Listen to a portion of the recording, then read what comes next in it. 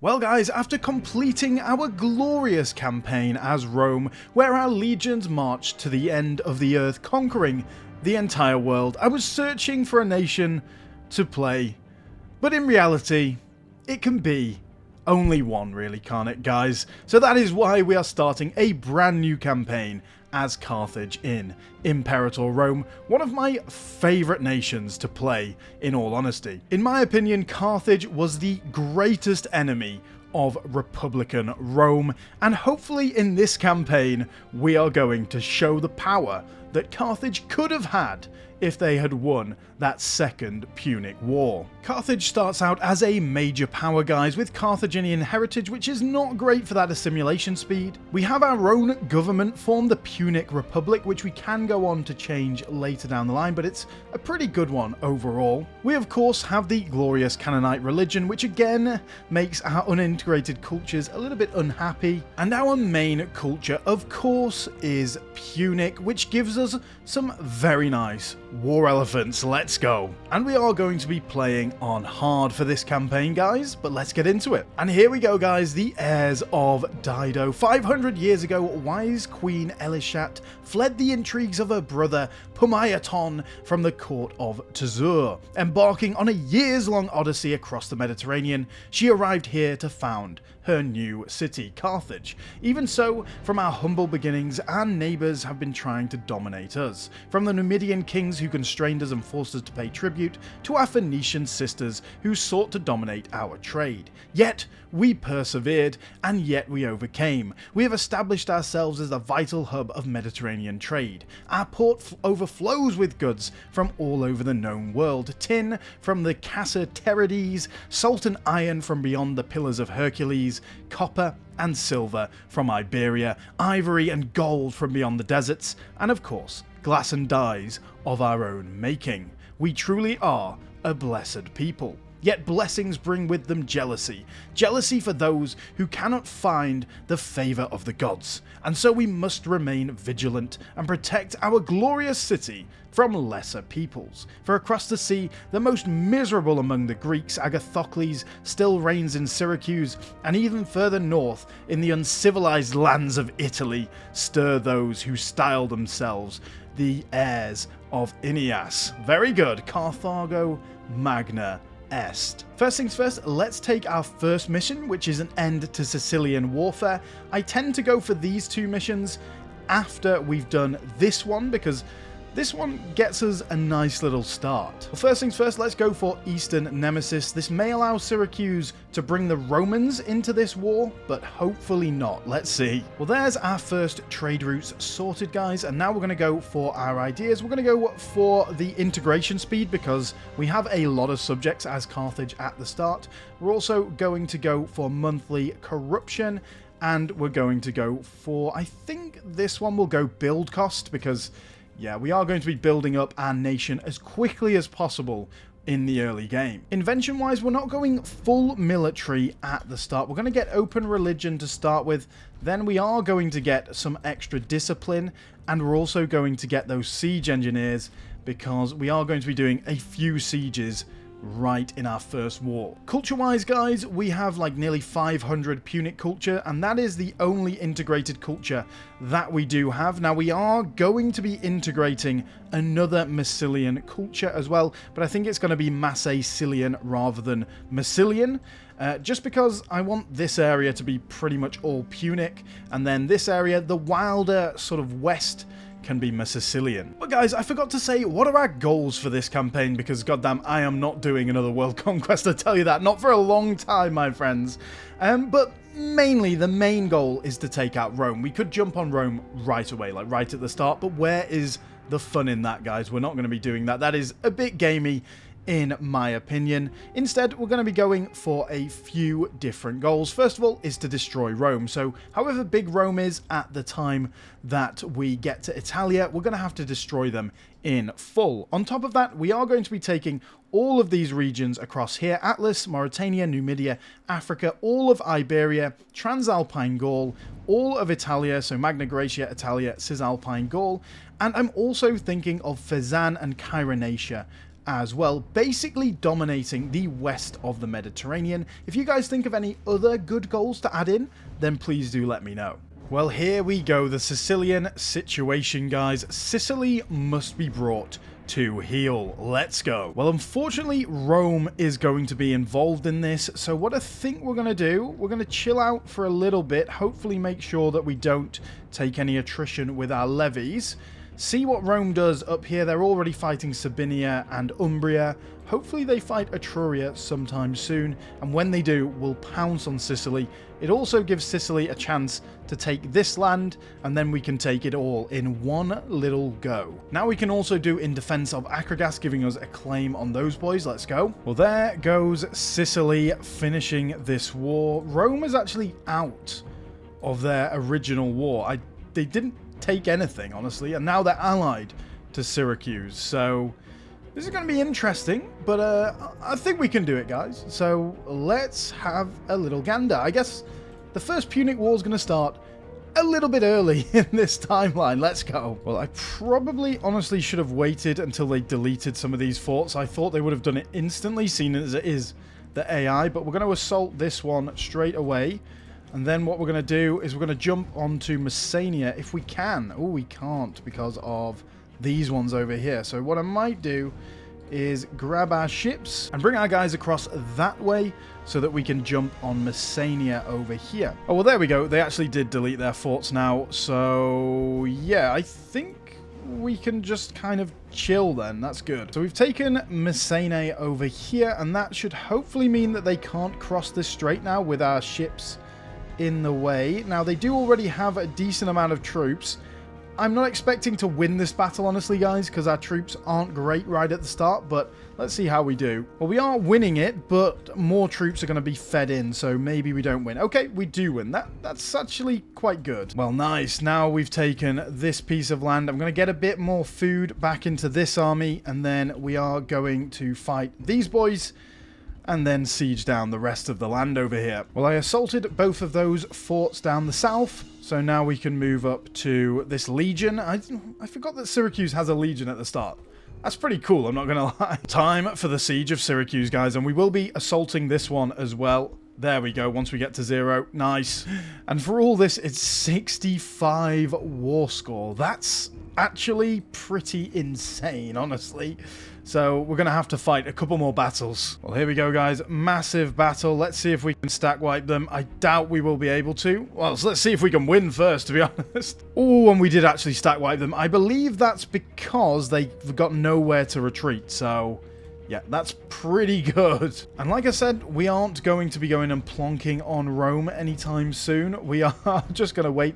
First of all, because our troops are in no way capable of beating the Romans at this point in time.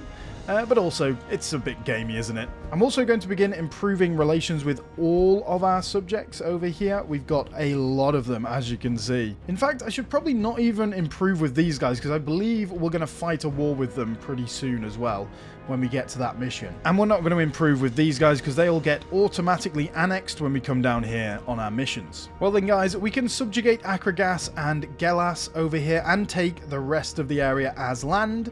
So let's do that. Very nice. The first war with Rome and Sicily is done. And of course, we'll leave Syracuse be. We'll keep it as a glorious city in our burgeoning empire. So now we can do Akragas subjugated, very nice, and we can also do Punic Syracuse as well, which gives some pretty nice bonuses down here in Syracuse. Let's also do Sicilian domination too, giving provincial loyalty, and we can do wine and grain as well, very nice. And then we just need to make this guy a Siciliote and a Hellenic person into the governor. That's going to allow us to do local governor, giving some very nice bonuses for the happiness of our people here. And we can also do Syracusan warships, giving us a large navy in Syracuse. Now let's disband our army, get a bit of money together, put all of our maintenances down, and yeah, prepare for our next wave of expansion, which is going to be in Africa. And there goes that mission, guys, giving us a pretty hefty navy in Syracuse, honestly.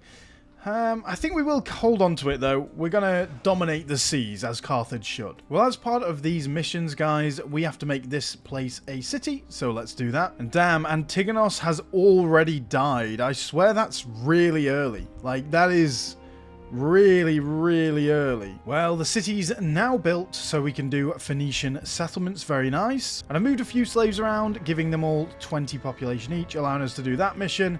And finally, we can finish our first mission set off, an end to Sicilian warfare. Very nice indeed. At long last, our struggle for the island of Sicily is over, and with it, our Mediterranean position is unquestionably secured. We no longer need worry over the threat of Greek interference in our vital trade routes or the ambitions of their tyrants and kings, and the rich Greek cities of the Italian peninsula lie open before us. However, Sicily is a populous island with a long and proud Greek tradition, in addition to that of local Latin tribes. Those spirited people have had much invested in a Punic defeat and will doubtless not be immediately content with our rule. You can say that for free. It has been suggested that a client state be established in order to placate them. No, we are not going to be releasing a client state. This is our land. This is Carthaginian land, my friends. And of course, this now integrates all of these guys into our nation, giving us a nice couple of bonuses. Very cool. That does give us like 100 forts over here, so let's get rid of a few of those, shall we? So now we have a few choices, guys, and I believe out of these two, I can't remember exactly which one is the best to go, because they're so similar in name. Aftermath of the Revolution, Aftermath of the Invasion. So, yeah, I think we're going to go Revolution. I think that is the one to do with, yeah, our power at home. And we just need a little bit more stability, and then we can go for this. So basically, we're just going to sit at peace for a little bit. I've also allowed the AI to accept all trades. I know it's not hugely min-maxing, guys, but it has brought us a load more money. So let's just get a little bit of stability, and then we can do this. Well, there we go. 2 more months have passed, so let's go with power at home. So these other paths on here, guys, allow you to change your government form. But of course, we're not going with that. We're going to strengthen the Carthaginian system. Hopefully this run, we're going to stay Carthaginian Republic the whole run. No kings, nothing like that. Carthaginian Republic all the way. Let's go Carthaginian peace and finish those missions as well. So now let's go for Aftermath of the Invasion, and this is just basically strengthening Carthage a little bit. So let's go for the Walls of Carthage. That is some insane bonuses. Fort level +3 just flat on Carthage for the rest of the game. That's awesome. So we have a mission in here which we need to take this province here from Kyrene. Kyrene is quite strong at the start of the game, I've got to say.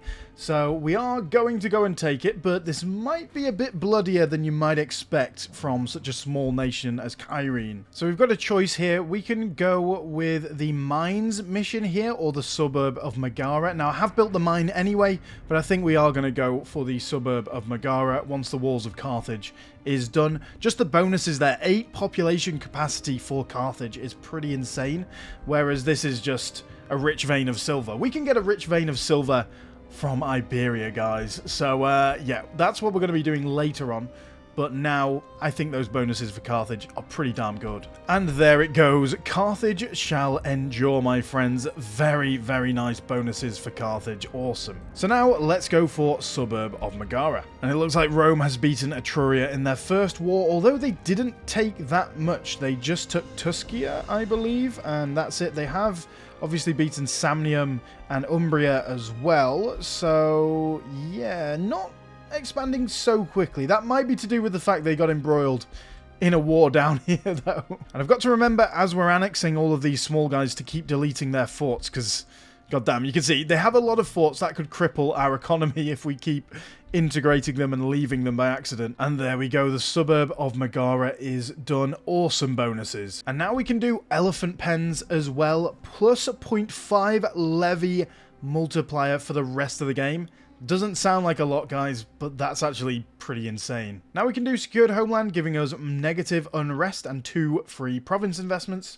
It's alright, but these are the main bonuses that we wanted from this mission tree. Right then, let's get down here because our mission requires us to get one of these territories down the south. So we're going to go for Tripletania off these boys. All I want is just these two little bits of land, and then we'll attack Kyrenaisha. Well, there we go. Literally took a month. So now let's attack these boys. They're already embroiled in war, but like I say, they aren't exactly a pushover. They're not the easiest nation to defeat. Well, we've assaulted the first fort. Very nice. And I think we just need to stand on this, and then I think we're good. Yeah, this is all one province, and that's all we need. Not too happy about this fight, though. We've been in the desert for a little while, so yeah, we've run out of food. Come on, boys. Quick, quick, quick. Yeah, I think we're going to lose this fight, guys. Let's retreat. Luckily, though, one of our boys has already taken the bit that we need. So, yeah, let's just take this. That's all we really want. Let's go. So now we are basically annexing everyone in the east that we can. Tripletania, Emporia, all of these small guys. These boys are all like tributaries and like tribal vassals, so we can't actually integrate them. And now we're going to work on this boy over here and this one as well. Because, let's be honest, they're not going to bring any troops to any war. They're too far away. They can't really even get there, so that's fine. Well, our first couple of techs, we're going to go down towards gradual economic integration because we already have open religion, and of course we want to be converting quite a few of these pops as quick as possible. Basically early game, so we've got a good base of Punic pops, because as you can see, guys, there isn't that many Punic pops in the world right now, you know, compared to some of the other bigger groups like Macedonian. I know it doesn't look like much, but they actually do have quite a significant amount in some of these areas.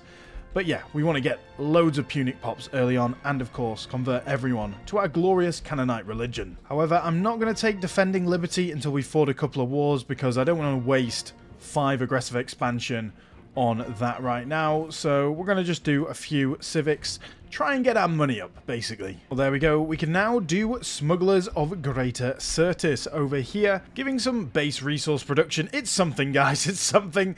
We maybe didn't need to wait for this to happen, but yeah, we might as well. We might as well. Well, Pyrrhus managed to take parts of southern Italy, but unfortunately, the Romans are starting to roll now. Come on, Pyrrhus.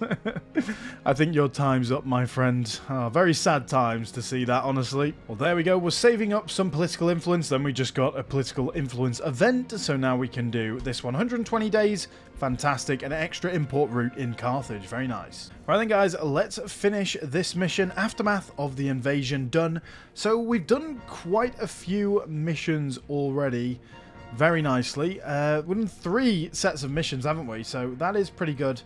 I think it's now time to do the Ages of Africa. This is the big one where we massively expand, boys. So, yes, let's get into this. This is going to be very, very fun. We've already integrated all of those, so we can do this province commerce, which is good. And then we need to own these bits of land that we are currently integrating already, so that's fine. What is this one? We need to own a province over here, which is a city with 15 or more pops. And yes, I don't believe we have anywhere that's actually a city in this area, so we're gonna have to save up a bit to build that. That's fine. And then we can do the mutiny of the Berbers as well, which forces them into war with us, and we basically just annex them. So yeah, we're going to do that. Get all of our population ready to fight them, and we should be good. 38 pops from Africa now. That's pretty insane. With 12 war elephants already. Very nice indeed. And we're also going to get a mercenary company, just because, of course, we've lost a lot of our guys already. We're only going to have a couple of them, and that's it. So yeah, it's basically going to be us versus them. I mean, what can be more Carthaginian than getting mercenaries to fight your wars for you? Well, here we go. War is upon us, my friends. So we've got our first military tradition, guys, and as Carthage, we get access to a few different ones. Like, we've got Numidian, Punic, and the Levantine maritime traditions, even though it gives you discipline and stuff like that. But I think the one that we are going to go for is the Punic traditions and come down this way. I know mercenary army maintenance isn't so useful now. However, this one here is very useful. That's loads of freemen, and that's loads of freemen, and levy size multiplier plus 2.5%, which is pretty good. So yeah, we're going to be going down towards that. We actually lost the first battle, and now we're fighting a pretty big battle, but I think we're going to win with our big stack over there. Well, now we can do the Emporium of Tripoli as well. Very nice, because we've integrated these boys. Awesome. And finally, we have enough influence to found a city over here. We're going to found it there because it's the only area that has farmland. Everywhere else, I believe that's plains. That's quite good. But everywhere else is hills and all that sort of thing. So, yeah, we want a coastal farmland city. Very nice, so we can do this mission here. Well, there we go. Full war score, my friends. They basically did nothing. They sieged down nothing. They just beat a couple of the smaller armies. But that's it. Shouldn't be too much war score or aggressive expansion. Very nice. We are going to get a lot juicier now. And in case you're wondering why I'm not spending any money, guys, I'm just holding on to it for a little bit until we get these sort of cities done, so we can basically build in them straight away. Well, guys, new day, different shirt, but Massilia is getting attacked by Capariensia over here. So I think we're going to jump on them straight away. I know we're not going to be able to take all of this land, but we are just going to push into their land as quick as possible. Hopefully we can snipe a bit of it, and then maybe we can go after the other boys as well while they're fighting. Now, for our missions, we do need to take the whole coast, so that is what we're going to be aiming for. I think we've got to still found a city as well in here somewhere. Yeah, we've got that one. That is being found right now, but is there not another city that we have to build? Maybe there is, but I'm trying to save up a little bit of influence. Yes, it's this city here, so we'll save influence for that city first, and then what we'll do is we'll save influence to fabricate on all these guys, because I don't believe we get claims from any of these missions, unfortunately. Well, there we go. City founded over here, guys. I've moved some population into it as well, so we can do this mission. Integrate the Musulmani, which allows this guy to stop being a tribal vassal and become a client state, I believe. So that means we can actually integrate it, which is pretty good. Interesting character you've got here, guys. I wonder whether that's based on another YouTuber. Nice. And I don't know how that happened, but somehow Massilia just won that war. Like, what? How? They were losing so much. That's okay, though. That means we can come back and actually take the coastal land, which is what we want. Well, there we go. They have become our client state. Awesome. And now we can do the Wicked Sisters. I don't know whose sister was so wicked that they're named here, but apparently it's our sister cities, but that gives us some nice province commerce. Awesome. And now let's found the city of Tebaset over here, another thing that we need to do for our missions. Well, here we are, guys. It is a bit of aggressive expansion, but I don't mind taking a little bit extra here. We are taking the whole coast and a bit inland as well. Very nice. Good little peace deal. Let's go. Well, here we go. We can do the Massilian Menace, yes, which gives us 2 cities down the coast, which is pretty darn good. And yeah, and some nice migration attraction, integrated culture happiness, all that sort of thing. Very nice. Now, at the start, I said that I was going to integrate Massilian rather than Massilian. Now, Massilian has 470 pops, Massilian has 223. It isn't a very good idea to integrate these guys over Massilian, but they already do have the right of intermarriage, which makes them relatively happy. But I really do want my heartland here to be Punic, so although it's a bad game decision, guys, I know it's a bad game decision, we're going to do this. I feel like it's more thematic and, you know, going to be more impactful going forward, because it's going to allow us to convert this whole area to Punic all the way inland, whereas here, I don't mind all these guys being Massilian down the coast. So yeah, I know it's a bad game decision. I'm sorry about that, guys. But yes, we are going to be integrated into these guys. And I know I'm very much a one culture man when it comes to runs. I love to do one cultures rather than integrating cultures. But that just doesn't make sense for Carthage, does it? We want some of those glorious Numidian cavalry. Well, let's chill out for a little while, guys. Get some claims over this region. Let our aggressive expansion tick down. And then we're going to basically just take out this whole region in one go. Let's go. Well, we've moved a few pops into Tebaset, allowing us to do this, giving us some Punic freemen and citizens there. Awesome. And damn, we are making some cash now, guys. For this early in the game, 30 gold a month is pretty darn amazing. Let's go. The true Carthaginian cosplay. Tech-wise, we can now get forced march as well. I wanted to rush that early, guys, just because, like, fighting these boys, there's so many tiny little bitty armies that I want to be able to catch them. Well then guys, let's get into these boys over here. I did take the tech that gives you -10 aggressive expansion. I've integrated a couple more vassals, and we've been building grand temples everywhere. So time to get into these boys. I know we're going to go a bit high on our aggressive expansion, but once we've taken all of North Africa, we can chill out for a little bit. Well, not all of North Africa, but all of our side of North Africa. So yeah, this should be an interesting little war. Ooh, and Sardinia's actually popped out for a war against us. I didn't even realize that.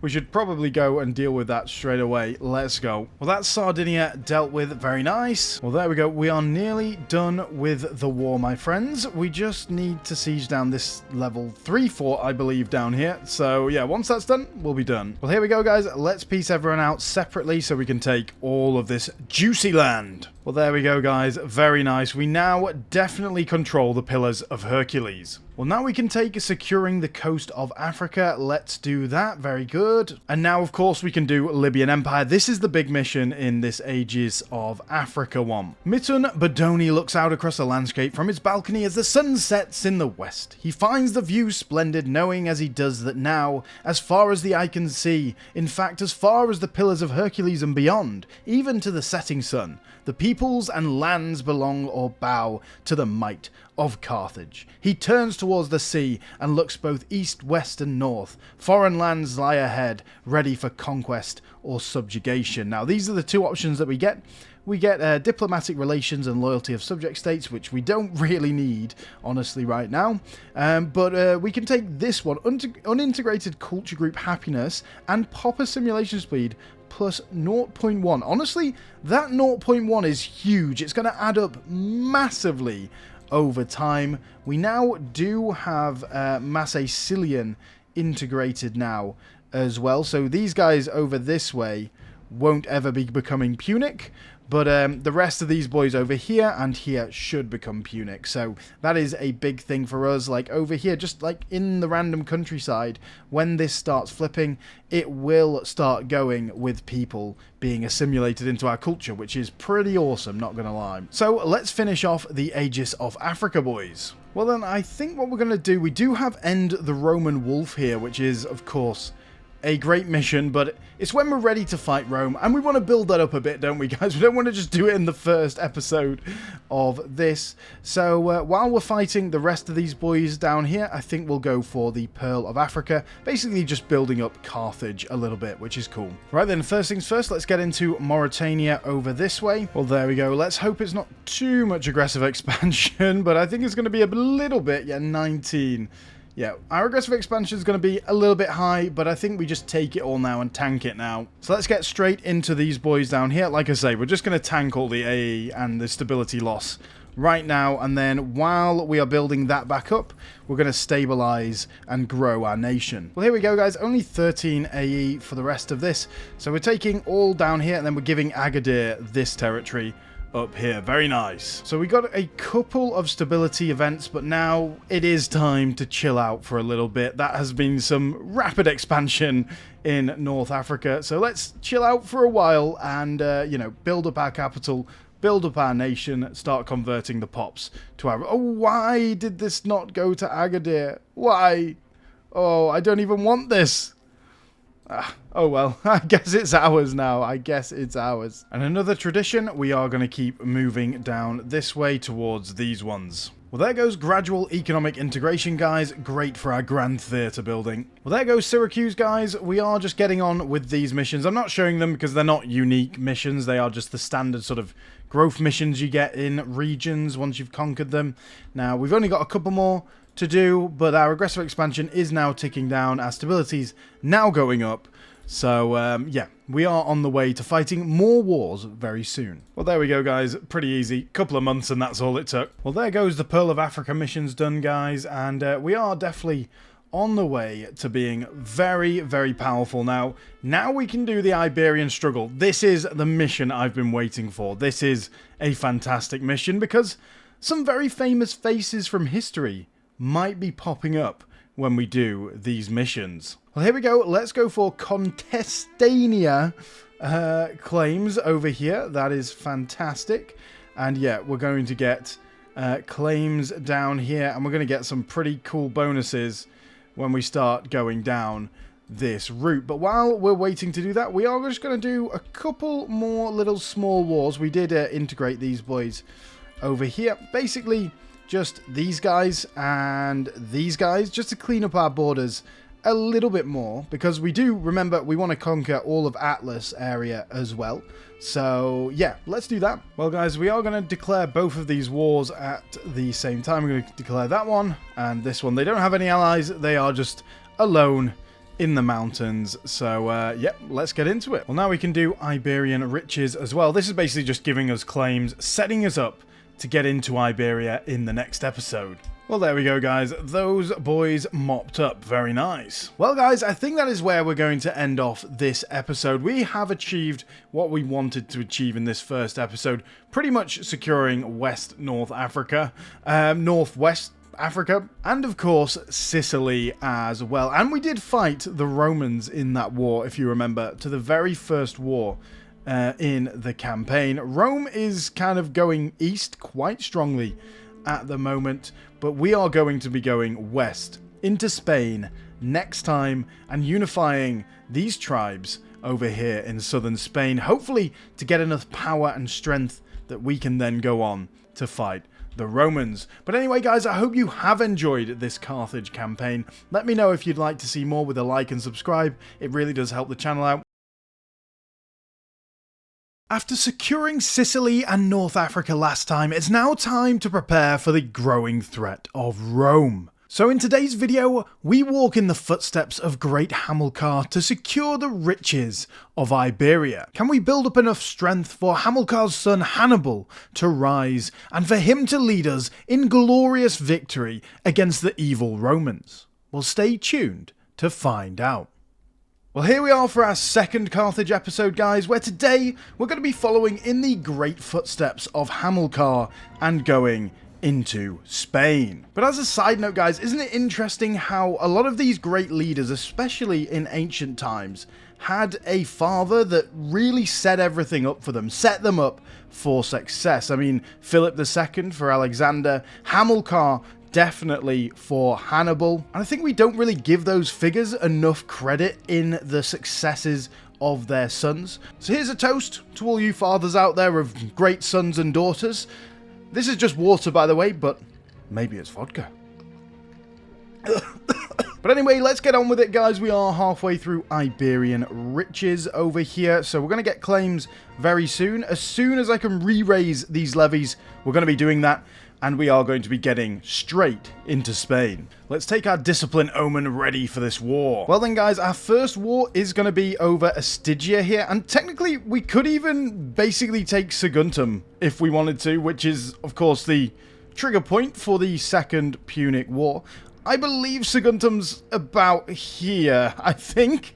So, yeah, it's around this way anyway, guys. It's around this coast here. So, yeah, we might be taking it a little bit early, which is really cool. The only issue is we won't be able to do these two missions if we do this, because these are the only people with Turdetanian as their primary culture, and of course, we're going to be fighting them. Right then, guys, let's go for Mastiania over here. They've got this little boy to come in, but we should be plenty good. Let's see how good their troops are going to be. Well, it looks like the Turdetanians are making a coalition to fight us, but that's fine. And finally, we can get Iberian draft just as we are making incursions into Iberia, which is really cool. So, yeah, a few Punic freemen and heavy infantry defense. Very nice. And it seems like they do have quite a few troops, so this is going to be interesting. Well, I've got to admit, we are struggling somewhat against their troops, so we are pretty much going to try and just smash and grab this, I think. Well, we can piece out the one province minor down here. Nice. Well, guys, I'm not going to lie, this was a pretty darn fun war. We bounced around a lot, fought a lot of armies, smashed a lot of them, had to do quite a few tactical maneuvers, so really enjoyed this war. But let's see what we want to take. We definitely want to take these three provinces, because that is where our missions are taking us. We're also going to probably just come alongside this river here. That's 40 aggressive expansion, though. That is quite a lot. So I think instead we'll do this again. We're going to be going high on aggressive expansion, but it should be okay. In terms of our cultures, we are going to found a colony in Massilian over here, guys. That is definitely going to help. And also, by doing this, we don't lose any stability, whereas a lot of the other decisions, you do lose stability. So hopefully we can get these guys integrated as quick as possible. We are also going to integrate Turdetanian over here because it's quite a big culture group, as you can see, guys. And second of all, after the Second Punic War, these guys rose up against the Romans, so we need a bit of that spirit. And on top of that, they are supposed to be the descendants of Tartessos as well. So yeah, let's integrate these boys, and that should be good. And of course, we are going to be going quite low on stability again, but I promise we're going to chill out at some point. When that point is, though, I have no idea. Well then, boys, let's get into Contestani over here, and then that's going to bring in these boys. That's fine, no problem. Should be rather easy, hopefully. Well then, in this war, we only want to take this bit of land for our missions, so let's do that. It's only 5 aggressive expansion, just going to tip us just a little bit above 50, but that's fine. It'll come down after we do that. Very nice indeed. That then allows us to do 2 missions, guys. We get Punic Intervention over here, which gives some great bonuses to assimilation speed for 120 month. Very nice. And then we can do the Mines of Iberia too. Awesome. Following this, we can do a new Carthage. So basically, we're going to make New Carthage, which was the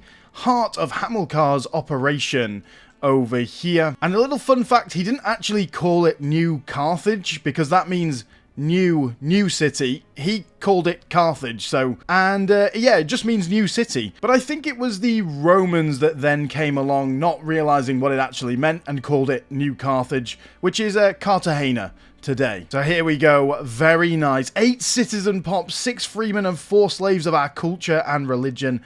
That's honestly amazing. And now we can do a silver port as well, making all these provinces down here very nice indeed. And of course, we're not going to do the rise of Carthago Nova. No, no, no, no, no. We're going to do settling Hispania instead. So, like I said before, we are actually going to chill a little bit now. So, let's get off that. And basically what I'm going to be doing is I'm going to be filling all the cities down here with grand theatres and great temples, starting with great temples, and then of course going across to grand theatres. And of course in these areas in the west where Turdetanian is prominent, we don't need to build grand theatres either, which is pretty good. Well, now we've built a couple of extra forts here, and honestly, they are very well situated in terms of forts, so I think we will keep them. We can do this now as well. Very nice. And damn, we are actually, like, locked out of finishing these missions off, guys, because we need securing Baetica over here to finish Hispanic Overlord, which is what we're going to do instead of the rise of Carthago Nova. But we can't do that because there's only one country with a Turdetanian primary culture. And yeah, they're the one that we fought. So I think to bypass this, we might need to destroy them. But yeah, it's not good. It's really, really bad. Well, there goes Turdetanian as an integrated culture. Very nice. That should give us some quite big levies down here as well. I'm also going to change across to appeasing stance for that aggressive expansion decay because we need it to come down a lot more quickly. And there goes Liturgies. Awesome. Well, there goes Sardinia again, and then I think we might be getting a rebellion over here at some point. Okay, maybe not. We'll see. Oh, and they actually have some helpers in this war. I didn't realize that. But yeah, we might as well take this land then if they're going to join in. Well, guys, the only thing that I can think to bypass this mission is either, you know, destroying them completely so there is no country with Turdetanian primary culture, which I'm hoping would bypass it, or making them into a vassal and then making them happy. Whether that's possible or not, though, I don't know. They're pretty unhappy with us right now. I mean, obviously we could just skip it all and just go the rise of Carthago Nova and release a subject, but man, this is our land. We've invested a lot of money into this. I am not giving it to some random bloody subject at all. Well then, guys, let's declare war on them over here. Let's see which one makes more sense, whether to make them into a subject or to just take everything, basically. Well, here we go. This war is mopped up, and a little bit more land for us. Well then, guys, I think that is all of their territory occupied. Now, they could only become a tribal vassal, which I'm not interested in, but let's see whether we could full annex them and whether that is something worth doing at all, because I don't think it's going to be worth doing. Let's see. 92, we could actually full annex them. It is only 50 aggressive expansion to do this, but there is no guarantee that this will actually bypass the missions. But you know what, we are absolute Chad Carthage. Let's go. We're also in 241 BC, the end of the first Punic War as well, and this is where we are, so we're doing pretty well for the time scale, I've got to say. So truly, after this war, yes, we will have to chill out for a bit. Well, there we are. Now we are a great power. Very nice. And there it is, bypassed, guys. Good, good, good, good. Fantastic. I was very much hoping that it would do that. Let's go securing Baetica over here. And, yeah, we can release Tartessos as a colony, but why would we do that? Like I say, this land is ours. Over here, Hispanic Overlord, let's go. However, I would very much like to do this settling Hispania as well. We just need one more city to have Punic as its main culture, so maybe we can move some people over here to make them Punic? No, probably not. Well, there we go. Moved a few pops into this little city here, and now we can do settling Hispania, which gives some assimilation speed and migration attraction. Awesome. Right then, guys, the Iberian struggle is now over, so let's finish these missions off. Well then, to go along with our Iberian theme for today, let's go with Iberian investments. Our conquest of Iberia has greatly expanded our influence in the area. However, most of our acquisitions are underdeveloped and poor. Easy for me to say. In order to take full advantage of the great wealth Iberia has to offer, we must invest in the area and its infrastructure. Let's go. Well then, guys, we can do Barcan governorship. Now this is what we've been waiting for. Hamilcar becomes the governor of Contestania. Very nice indeed. And of course, I have saved up loads of money so that we can begin building in all of these cities that there aren't any that we've taken. Honestly, I think influence has been our main sort of issue this campaign. Like, influence has been incredibly hard to get. I am generally scheming for influence with every person. Sometimes I do forget when an election happens like then, but yeah, we've been scheming for influence as much as possible. And yeah, influence is just incredibly hard to get, because what I would like to do is start building cities in all of these areas that don't have them, so that we can start to convert the population. But I guess that's going to have to wait a little while, isn't it? But in all the ones that we can build, we are going to be building our great temples and grand theatres. Well, here we go, guys. The moment you've all been waiting for, the Barcas. While the Barca family has been a force in Carthaginian politics for a long time, few have made a name for themselves in the same way as Hamilcar Barca. After a number of successful enterprises in our widespread empire, this man has returned to build an empire for him and his kin. While some eyebrows have been raised in response to Hamilcar's request to bring an army into Hispania, his actions could, without a doubt, expand our influence in the region. He promises to bring in new settlers, as well as secure our access to the many resources of the peninsula.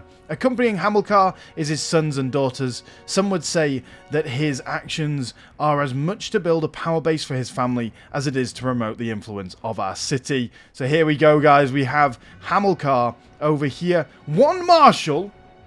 I am not so sure about that one. That is crazy, man. Giving Hamilcar one marshal. What? I don't understand that at all. Blood of the Barcas, though, that is really cool. Siege ability and war elephant defense. We have Hannibal here. He is brave, tactician, intelligent, and cultured. He's already got 10 martial. Very nice indeed. At 10 years of age. 3 martial for Hasdrubal as well. That seems harsh again. Incredibly harsh. And Mago, of course, the glorious cavalry commander for Hannibal, is here, his younger brother. Awesome, awesome, awesome. Amazing to see Hamilcar, the governor of Lusitania now. Awesome. And of course, we are going to say such a promising line. And with that comes the First Legion, the Mahanet of Africa. A new era has begun. I don't know why Hamilcar gets given Lusitania as well. It might just be the way it works in game, because I'm sure in the past I've had him given if I can speak, Contestania over here, because this was, of course, his capital that he built. So, interesting that he's not the governor over there, but that's fine. I'm sure we'll find a job for him in Lusitania. Ah, well, actually, after this mission, he will become the governor of Contestania. So, yeah, nice. I think what we'll also do is just update this legion. So now we've got 4 more war elephants, 10 heavy infantry, and 4 cavalry cohorts, plus engineers and a supply train. It's only going to cost $8.99. It's a unit cost of 10,000. So yeah, it should be a nice little legion. Obviously, we'll just get rid of the light infantry. This also means we can now build roads, so we will start doing that in a little bit. Well, there we go. Barcan leadership done, guys. That means Hamilcar is in charge of Contestania over here. It's so hard for me to say that word. I don't know why. But there we go. We get another bonus over here to build cost and build times. Loyal Iberia. Very nice. Now, not quite doing this Mines of Mastiania yet, because basically we get this bonus, this local tax and local slave output bonus in every single place that we build a mine. So yeah, I'm going to be building a lot of mines if possible, so that we can do this a little bit down the line. So yeah, let's get our aggressive expansion down, our stability back up, and then we'll continue to invest in Spain, basically. I have also been investing around the rest of the empire, Sicily especially, because there's a lot of pops. But as you can see, Canaanite is pretty much dominating in North Africa now. We have managed to convert most of the pops. The culture is a lot slower and a lot harder to get converted across, but yeah, as we go along, I am going to be popping these decisions to found colonies, so we are going to do it in Sicilio as well, bringing some Punic freemen across this way. Hopefully that's going to help with our conversion of this area. Well, we've now got 10 ports with city status and marketplace, so let's pop this one off, giving us some nice bonuses in Cunea. And guys, while we are still waiting to tick this aggressive expansion down and our stability is still falling, I think we might as well change a law. So I've gone through quite a few of the laws, and honestly, there's nothing we really need to change right now. So yeah, I think we go for the divine sacrifice cost minus 33% down here. Invest in the merz. That is an insanely large discount on divine sacrifice costs, and if we keep that law for the rest of the game, that's going to save us so much influence. So yeah, let's go for that. Well, look at that, guys. To perform the first level of divine sacrifice is 19 influence. That's genuinely insane. I'm so glad we changed that law. Well, let's now found a colony in Mauryan down here, because yeah, we really need to start assimilating these pops now. Wow, well, this is interesting, guys. Rome has decided to declare war on us. Just us versus them. So yeah, let's have a gander at this, shall we? We were building roads with this army, but let's gather our armies together. Let's see where we stand and whether we can maybe dip into Rome a little bit. Well, here goes call to arms as well, guys. 2.5% more levy size. So I wonder whether that will affect this war, but that will be pretty darn crazy when we get our new levies. Well, here come the Roman armies, guys, but luckily we've now finally got our troops together, so I think we're just going to death stack this. We're going to get our discipline ready as well, and let's see how we do against these Roman troops. Well, there goes their war goal. They did just take it, but we should be able to assault it pretty quickly and take it straight back. Well, there we go. We stack wiped 16k of the Romans. So what I think we'll do is we'll just take our largest levy and just stand them on the corner there and then the rest of you boys can all go around together. Well, there we go. We've wiped all of the Roman forces off the island of Sicily. They haven't invaded anywhere else. So I think it's time we get on to the tip of Italia Major, guys. So let's go. Well, here we go. The first Carthaginian steps in southern Italy. I know the opposite of the way we should really be going, but yeah, we have the advantage here, guys, definitely. Well then, guys, I think we're going to peace out there. Their troops are decidedly better than ours still. That's why we still want to carry on building up over in Spain and in North Africa as well. But for some reason, they still, even though they're on low, and we've got 39% war score, 39 war score, they still won't let us just take the tippy tip of goddamn Italy. Like, if you're on low, surely you should allow that. It doesn't make any sense. Really annoying, I'm not gonna lie. Incredibly annoying. And damn, there we go. They'll accept it while we are losing a battle very heavily, so that's amazing. Let's go. And look at that, guys. We now have a tippy tip into Italia. Amazing, amazing, amazing.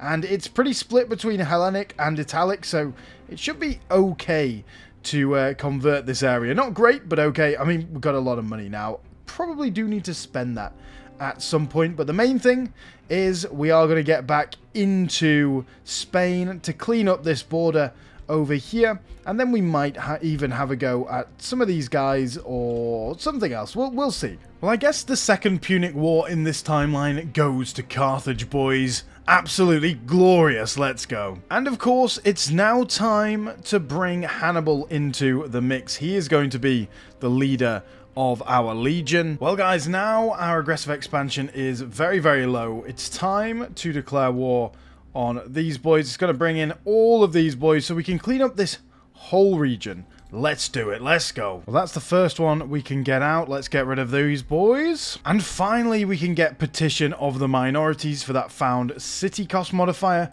The main reason I've been gunning for that, guys, is because, as you can see, like, in these inland provinces, even in North Africa, we don't have a lot of cities. So now cities are going to be so much cheaper to build, and we need a lot of them to basically just to speed up our integration of these guys, because we've had this area for ages, and look, it's not even hardly Canaanite at all. So yeah, we need to start speeding up our assimilation and conversion speeds by building a few more cities. Well, there we go. Very nice indeed. That has cleaned up all the borders in this region. We are going to banish just to try and get our aggressive expansion down further. That's a lot of fort. We're going to clean all of that up, and now we have a nice border and a huge, huge amount of Hispania to be very, very happy with. Well, looking at this, it looks like we have built mines in most of the places that we can. So we might as well do this mines mission. Obviously, there's a few up there in the north that we're not going to get the bonus at, but the rest of these, we should get a very nice bonus indeed. And now I've done a few imports from Oritania over here because it's got a lot of precious metals, and we can do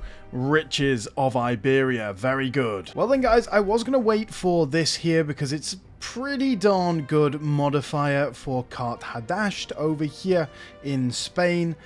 But honestly, like, waiting for it to become a metropolis, we need 100 pops, right? Or do we need 80? No, we need 80 pops, which, yeah, we're barely past halfway to that over here. So I think that'll take forever and just really slow us down. So we might as well just go bring the riches home, and that will allow us then to finish this glorious mission, Iberian Investments, which of course gave us some amazing, amazing modifiers. Well then, guys, there's one last thing that I want to do before we end today's episode, and that is to clean up Sardinia and Corsica and the Balearic Isles. So that is what we're going to be doing. Well, this war is pretty much over, so let's declare war on these boys and use this army to take the last of the Balearics. And there we go, all of this land, 20 aggressive expansion, a little bit more than I was expecting, but honestly, I think we should be fine. And I just realized these guys have 16 buildings in this 16 population capacity place. I'm assuming that's from the mission tree, but wow, that's amazing. Well, apparently we only get 9 by taking it, but that's okay. We are going to delete that.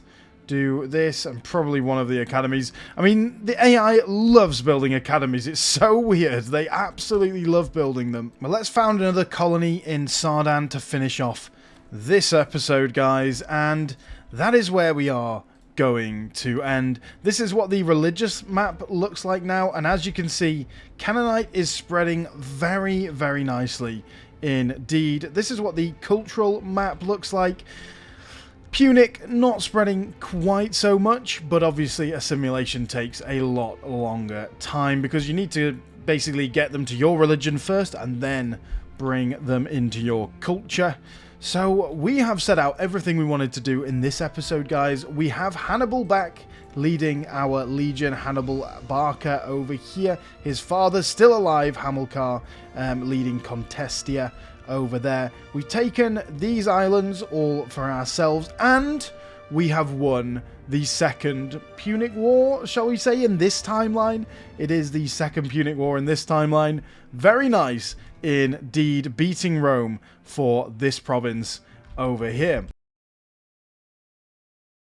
The Punic Wars were a titanic clash between Rome and Carthage that lasted for over 100 years. And these wars are so impactful, so memorable and regaled that even today, over 2,000 years later, they are still studied in military textbooks. Now, of course, we all know what the end result was, and we all know about Carthago delenda est. But in today's video, we're going to try and reverse the fortunes of Carthage in the Punic Wars, and see if we can say Roma delenda est. Can we beat back the Romans and destroy their hold of Italia?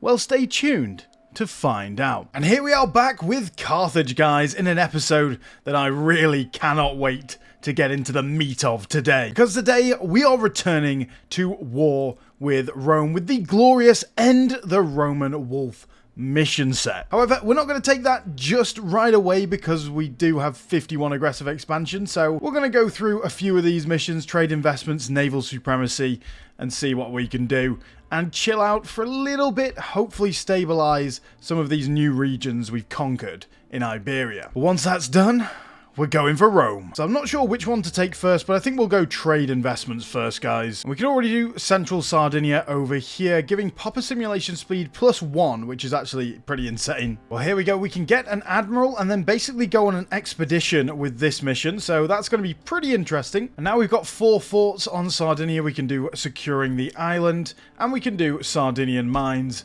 as well. Of course, we're just going to delete these forts now. Classic missions. In terms of tech, we've got quite a lot of the techs that we do want in Civic and Oratory at the moment for the early game. So I am going to switch over to getting a few more military techs ready for our big war with Rome. Right then, we've now got that admiral, so we're going to go on a bit of an expedition, guys, to boldly go where Hanno has gone before. And because we've got a mission to improve relations with the Seleucids, I'm going to switch over our idea over here to improve opinion. And we do actually want to change this one over at some point too, because there is some good ones in here, like pop conversion speed, integrated culture happiness. I think the pop conversion speed for us will be pretty epic, so yeah, we do want to switch that across soon. Well, the expedition's gone missing, bit of a shame, and damn, we just managed to get the Seleucids over 100, so now we can do the gateway to the Indus. Nice. And now we can do trade with the East, which will produce some elephants in one of our provinces. Well, Leith's not going to be happy about this one. Well, continuing with our Punic traditions, let's go for war elephant maintenance cost. I think at this point we're probably going to switch across to something else because these are all ship ones, and honestly I don't think anyone can deal with us in the ship game at the minute. Well, there goes trade from the east, so now we can do Metropolis of the West, giving even more bonuses to Carthage. Man, Carthage is going to be some city by the end of this. Well, guys, for one of the other missions, we have to take a port in Greece, so I thought we could just take Crete, basically. And I know I said our goals were basically to control the Western Mediterranean all the way around here. But I'm thinking maybe if we added Greece and Macedonia to the list, just in case, and maybe Illyria too, and then it's like I know it's not just the Western Mediterranean, but it's pretty much dominance over the whole of the Mediterranean at that point, isn't it? So, I don't know, let's see, but we do need to do this for a mission anyway. And of course, glorious Hannibal will be leading the troops onto the island. And Hannibal is absolutely smashing their troops, giving these guys Montagina, I believe. There we go, nice, quick, easy war, guys, but we can't even take this, apparently, and the Ptolemies have the other end of the island, which is a little bit scary, but apart from that, it's fine. So now we can do the Ancient Nemesis, which gives all the Greeks a little bit of a happier opinion with us. So let's finish off these missions over here, and let's go for Naval Supremacy. And there we go, we can already do the Ports of Africa, which gives local tax in all of those ports, which is pretty darn insane. And then we can do a focus for the future for a policy in all of these ports. So basically, we can do migration, attraction, and simulation speed, economic focus, which is tax, and then we can do manpower and ship recruit speed. Honestly, I think we do a simulation. I know the East is pretty much all Punic already, but yeah, it's very nice for around here. Let's now do expanding the Kothon as well. And I believe Hamilcar has actually just died, guys. That is a big shame. But luckily, we still do have Hasdrubal, Mago, and Hannibal alive. Well, now we don't need this improve opinion maximum, guys. Let's go for an integrated culture group happiness plus 6%. Honestly, a great idea. We've now built a fleet of 200 ships, so that is controlling the seas. We can now do Northern Port as well, which will allow us to buy one of these places. I think we'll just go for Narbo on that one, and now we can also do Lord of the Sea. That actually gave us another navy, so yeah, we're gonna have a pretty large navy after this. Well, here we go, 200 gold, and we basically just get Narbo. Okay, fine, I'll definitely take it. Well, guys, we've got a ton more military techs, including a load more discipline, a load more siege ability. So, I think we're ready, boys. So let's finish off these missions with Phoenician heritage over here, and then we can finish naval supremacy. And that means there's only one thing for us to do. No aggressive expansion left. Let's end the Roman wolf. So here we go, 180 days, guys, and we can gain a claim on Rome. Very nice indeed. Well, now we get a choice, guys. We get the northern approach or the southern approach, and I think the south, definitely there's more pops down here in the south, so we should do that, and it gives them some pretty bad modifiers for 5 years. Awesome. I'm also going to get some proper mercs in prep for our war because yep, as we've seen, I don't think Rome is weak at all. Well, there goes the southern approach, guys. So now we just need to declare the war. Well, guys, here it goes. We're in position with most of our troops, but I have a very special division over here. Hannibal's troops ready to march into the north. Now, they're not necessarily going to march over the Alps, guys, pretty much around them, but it's the closest we can really replicate it in-game, so we're going to take it while we can. Now, we need to get there quick, though, as well, because, yeah, they don't have any food. And damn, Insubria won't even give us military access, so I guess we're going to sail around the Alps then. But now we can do an end to Roman arrogance, which gives provincial loyalty and manpower recovery speed. Awesome. And we are pretty much going to death stack this whole war, guys. We're going to keep everyone in big, pretty much 50k stacks. Well, here we are. Hannibal has landed on the shores. Hopefully you can get some food here. That's the main thing I'm worried about. Huge battle. About 25k versus 50k, and it still looks like they're winning. Oh, it's going to be close. It's going to be so close. But we lose, man. We lost that. That is insane. Well, then, another 50k stack. Honestly, I think we're going to have to be so careful with this. So, yeah, it's a little bit embarrassing, but, you know, what can you do when you're fighting the Romans? Goddamn, a lawmaker was assassinated. This is really not good, because every province with Punic as not its dominant culture is going to lose 25 loyalty. That's insane. Like, look how many provinces are disloyal now. We didn't need that while we're fighting the fucking Romans, did we? Great. Thank you, Senate. As usual. Always good fun. And damn, Hannibal is getting absolutely squished up here by the Romans. Maybe taking him over the top wasn't the best idea. And damn, Hannibal's been stack white, boys. F's in the chat, boys. F's in the chat. Oh dear. Not good at all. In terms of our next traditions though, guys, let's go for Greek warfare for that extra 2% discipline. So Hannibal's actually captured by Rome right now. We need to go and save him, boys. Come on, let's go. Well, huge battle over here. 80,000 of our troops versus them. And it looks like we are going to win. Very nice. Indeed. Well then, guys, we can now press Freedom for Magna Graecia, which basically releases all these guys as cities. I don't think they actually come and help us in this war, but obviously just weakens the Romans quite a bit. It doesn't bring them into this war, but it actually plunges them into war with Rome themselves. That's awesome. That actually distracts Rome quite a bit. Nice. And I think Rome doesn't really have any more manpower, guys. We're absolutely slapping them about now. Very nice. Fantastic. We've got low war score just because we don't have the war goal. That's it. Well, Rhegium is leading a war of independence against us, so that's a little bit annoying. I probably do need to pay attention to all of this because, as we said before, we lost like so much happiness with all of these places. So yeah, I probably should go through the low ones. And there goes the Siege of Roma. Awesome, guys, awesome. I was going to say, I don't know how we've only got like 30 war score, but look where Rome's been going recently. I don't know why they're doing this, but okay. Fine. Well then, guys, this is what we can take all of South Italy right now. That is amazing. We pretty much can't really take anything else, and you know, with 30 war score, getting 77 war score out of it, that's pretty darn good, I've got to say. And then we can basically declare war on all of these tiny little boys when we want. Also, we have a few issues that we need to sort out right away. Well, there goes these boys. Very nice. Well, we get the choice here between Roman blood, which gives us slave output, or we can do Roman marble, which is build cost, but those two modifiers only last 120 months.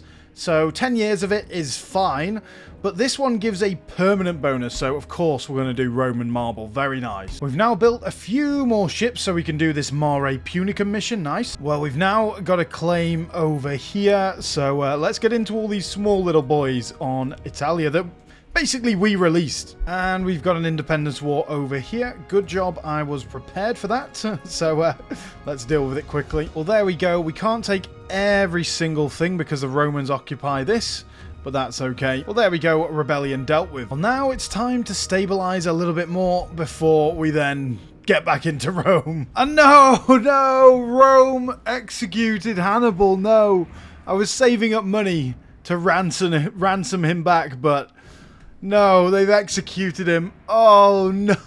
Wow.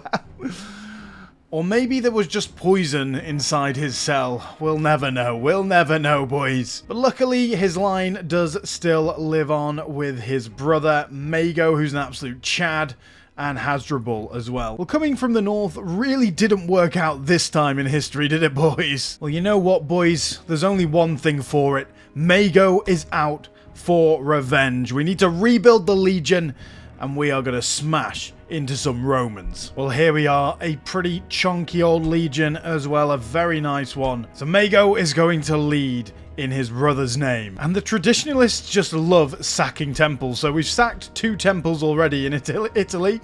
So yeah, apparently the traditionalists just love it. Well then, here we go, guys, back into Rome. Let's go. And of course, glorious Mago will lead his legion on to the capital in revenge for his brother. The rest of these boys, they're all going to be doing exactly what we want them to, taking Roman land. And now we can do naval decisiveness as well, and then Roman inventions, which gives us the Corvus invention. Very nice. And there goes Rome in revenge for Hannibal. And this time, war score is just coming pretty easy. We're absolutely smashing them to pieces. Awesome. Well, there we go, guys. This is what we can take. We'll take this little bit down here, and then, of course, Rome itself, the jewel in the crown of our conquests, plus all of this land. To do our missions, we just need to take up to there then now. So, yeah, we'll continue to fight Rome, obviously, but that is amazing. And, of course, the conquest of Carthage, the conquest of Rome. Sack the city, leave nothing of value behind. Salt the earth, boys. Salt the earth. And look at that. Rome is just a settlement with a few forts in now. Very nice. Well then, guys, time to chill out a little bit. I do need to get back to founding cities over here. We've got plenty of influence and money to do so, and then building up in them. The problem is the provincial loyalty in most of these places is so low that we can't actually found any cities. So yeah, I'm gonna have to look around a little bit. And of course, you know what we're doing with our money. And I know we could integrate Roman guys, but we ain't doing that this campaign. I know their traditions are OP as hell, but yeah, definitely not. We will found a colony in the Roman, though. Let's even show the Romans what it means to be civilized and build a few roads in this region. A little tip for you guys as well, if you are playing Invictus, make sure you click on this and stick things in there that you want. You can, you know, change the date, put the top board population, research. I don't tend to do the population too much because I forget, but yeah, you can do that, and I do like having it there actually because you can see everything very easily as well. Very nice. And of course, guys, remember, do like and subscribe this content if you are enjoying it. It does really help get these videos out to more people. Well, seeing as we've got pretty low aggressive expansion and we've got 4 years until our truce is up with Rome, let's continue our expansion in Iberia. Here we go. And this should be nice and easy. I've not obviously raised every single levy that we have, but I've raised quite a few. At least all the ones that could walk here and have a significant amount. Mago, on the other hand, he's in Italia, showing the locals what real civilization looks like. Well, we can already piece out these tiny little boys. Well, there we go, guys. Took less than a year. I think about a year, so pretty darn easy. There we go. 22 aggressive expansion. We'll probably not do any more conquest until we're ready to fight Rome again. Well, here we go, guys. Actually, quite a few in this independence war. I was not expecting that, but I think we've got enough to deal with all 4 of these boys. Hopefully, it's not too much war score. We'll see. Let's also now found a colony in Sabellian too. Well, there we go, but it is a 19 aggressive expansion because they split out separately. Bit of a shame, but it's okay. Well then, once more into the breach, dear friends. Let's get into Rome once again. This time we pretty much just want to take maybe up to Venezia up here. We do still have a lot of aggressive expansion, of course, but I think it's fine. And this time, I don't think we need any mercs at all. I think we're good. And genuinely, guys, this war, I haven't seen any Roman troops at all, so I have no idea what they're doing. They must be over here somewhere. I'm assuming they don't have many troops now, though, because, you know, they'll have had to integrate so many cultures to get anything at all. Ooh, and the Ptolemies, guys, they've just declared war on us. Interesting. To take Crete. Huh. Well, we've got 2k troops, but there's also some mercs here that we can quickly get. So, yeah, interesting. Right. Well, we need to finish this war off pretty quick then, and we're not too far away. And there's some actual Roman troops. Wow, the first time we've seen any for ages. So, yeah, they must be pretty struggling. And damn, we actually lost against them. I don't know how. They still just have really good military tech then. Ooh, and I think Mago just died, guys. That is quite a bit of a shame. So, yeah, probably died in that battle, actually. Oh dear, well, that's okay. He's done very well. I mean, look at what we've got now. Well, guys, now the Romans are actually pushing us back over here. They've got quite a few troops, as you can see, just coming along. And despite our great power, we are not that strong in terms of troop quality. So we are just going to take not everything over here. So yeah, I think that's what we're going to take, guys. 71 war score, 18 aggressive expansion, so not too much aggressive expansion. And there we go. They are wiped out of Italy pretty much now. There we go, guys. We can actually peace out against the Ptolemies and just take this little bit of Crete. So they shouldn't be going for Crete anytime soon again.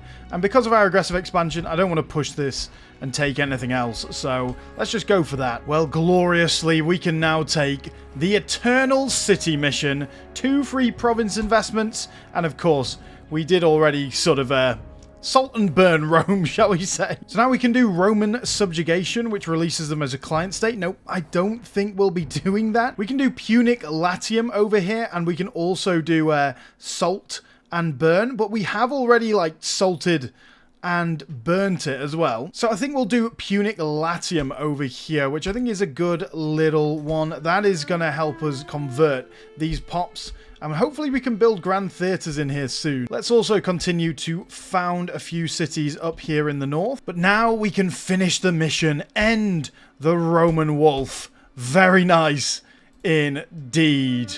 The Roman wolf is well and truly pretty destroyed, I've got to say, you know. I mean, they have Greece and all that sort of thing, but is that really Rome now? I don't know. I mean, ask the Eastern Roman Empire, shall we? But isn't that such a glorious sight to see all of Italia as Carthaginian? So I think that's a perfect point for us to end off today, guys. I hope you have enjoyed this episode. It's been really, really fun. Next time, I think we'll consolidate Iberia and the Gallic parts of where we want to conquer, and then we'll have a look further afield. Let's have a look at our religion, guys, and as you can see, Canaanite is pretty dominant. It's even spreading across all of Italia now. Like, the Canaanite already up here is dominant. That's pretty amazing. We've literally just taken it as well. That's so cool. And then, of course, Punic. It doesn't look like a big group, but if we have a look, we've got 2,500 Canaanite Punics. It's just a lot of them are spread in these lands over here and in these lands. Like, if we press this, you can see they're spread everywhere. It's just they're not the dominant culture in a lot of places, ruling as a minority, which was very common in the ancient times. Welcome back to the Carthage campaign, guys, in Imperator Invictus. Last time, we absolutely demolished Rome and took over pretty much most of Italia. So in today's video, we are going to be expanding north and south into the Atlas and also into the Gauls of northern Iberia and southern Gaul. First things first though, guys, I'm going to let the aggressive expansion tick down, continue building up our nation, building a few more cities, all that sort of thing, and we'll be ready to go. And I think we'll study the North African ways of war as well, guys, just so that we can get some more traditions, because our Levantine ones are not amazing anymore. It's all ship ones, and honestly, we're fine for ships. We've got so much power on the sea now. Oh, and by the way, guys, Mago didn't actually die. He just got elected the show pet, so he's actually still alive over here. He is 71 though, so there is a chance that he might die soon. But he does actually have children. Yatont Zid over here, who's a researcher, but he's also a pretty good character. So thank you to whoever pointed that out in the comments last time. Let's now also found a colony in Etruscan. That should hopefully convert this land a little bit easier. Right then, guys, while we're continuing to build cities and all that juicy good stuff, let's clean up a few of these nations down here. Unfortunately, we can't quite clean up these guys yet because we don't actually border them. So either we need to colonize that province or they need to colonize it, and then we can take them out. But yeah, let's have a go at a few of these. I wonder whether Fezzan... Yeah, Fezzan's by itself as well, so we'll probably have a go at them as well, but they're not going to know what's hit them, basically. This is going to be pretty insane. Well, in the end, they got some mercenaries, but we can take everything now. Very nice and easy. Ooh, and doesn't that look very juicy? We are going to integrate Agadir down here very soon as well. The only annoying thing is Gindania as well is still a tribal vassal, so I am improving with them. Hopefully, they'll become a client state. Right then, now let's get into these guys down here and clean these up. So, guys, unfortunately, I've had another crash. We did clean up these boys. We've also fought Fezzan, just came out of that war now. It wasn't a hard war at all, but yeah, you haven't really missed anything, just those two things. We're very close to 10,000 population now, which is pretty awesome. And as a side note, guys, if you are enjoying this Carthage series, please do make sure you like and subscribe. It really does help the channel out. Let's see if we can get to 200 likes on this episode. And as a side note, guys, I am playing on the old version of the mod. A brand new version of Invictus has come out, so this is probably going to be the penultimate episode of the Carthage campaign. Like I said at the start, our goals are to finish off Iberia, finish off Transalpine Gaul and Cisalpine Gaul, and then basically Fezzan and Kyrenaica, so those will be the last things we take off the Ptolemies. If we can do anything else, that'll be a bonus goal, but I need to get on to the new version so that we can get back to doing A to Z, because this old version, when you install it manually, it's a little bit more unstable. I'm having a few more crashes. And of course, it doesn't have the updated content that I need to be on to play the A to Z. So, yeah, this is probably going to be the penultimate episode, but I think those goals are pretty good indeed. The thing is, not all campaigns need to be all conquering, you know, conquering the whole world. You know, I think those conquests are pretty damn impressive, if you ask me, as Carthage. So, yeah, you don't need to be conquering the whole world every single time you play. Right, let's finally begin integrating Agadir. They've been our boy since the start, so they've done a very good job for us. They've even got a legion, which is pretty cool, but yeah, it's time to go, my friends. Let's clean up all of this border. Well then, guys, it's finally time to take Saguntum. Quite late, honestly.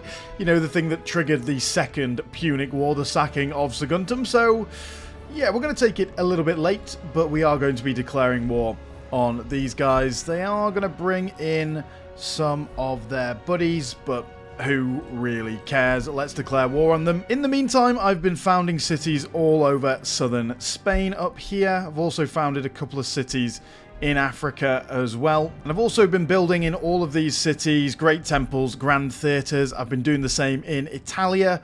The only problem is in some of these places, like this one, they're disloyal, so we can't actually build them just yet. But basically, we're going to save up a bit of money, bit of influence, so we can found a few more cities once we take a bit of this land. Well, guys, a bit of a bitty war, but not too bad in the end. So we're going to take quite a lot in this peace deal.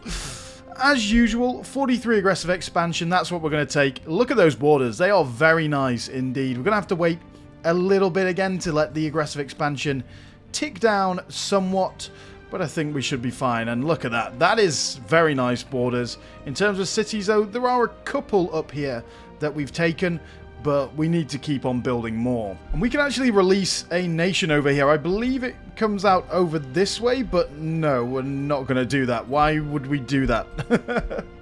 I think it's a cool event, though, if you want to play as them. We finally colonized this little province here, guys, so we've kept a lot of the armies out. I think it might be a little bit overkill with the amount of troops we've got over here, but yeah, it'll be fine.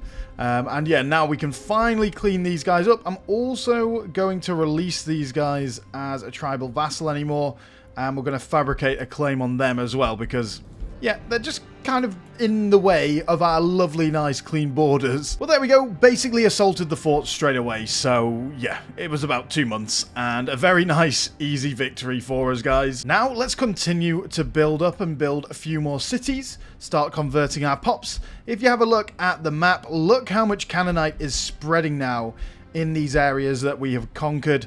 Very nice indeed. I think that's the ultimate insult to Rome, if we can make it Canaanite and Punic. And as you can see, Punic is spreading in Italia over here. It's also spreading in Iberia. There's less Punic than you might expect in a lot of these regions, but if we actually look at Punic, so if I do that, you can see that it has spread everywhere. It's just not the dominant culture in a lot of places. And speaking of cultures, let's found a colony in Garamantic. Ooh, and that's interesting. The Ptolemies have decided to declare war on us. I mean, we have a lot of aggressive expansion, so I don't think I want to take anything from this war. Potentially these little bits here, just so that they're cleaned up, but yeah, interesting. It's going to take forever to get all of our troops to where they need to go, so let's begin. Well, here we go, guys. We do have shock action with our elephants at the front. Let's see what tactic they're using with their legion over here, who is pretty much just spearmen and light cavalry. Interesting. How do elephants do against spearmen? They actually do well, plus 10% damage, so we should be okay. And what the hell? How did Ptolemaic troops end up over here? I don't know where they've come from.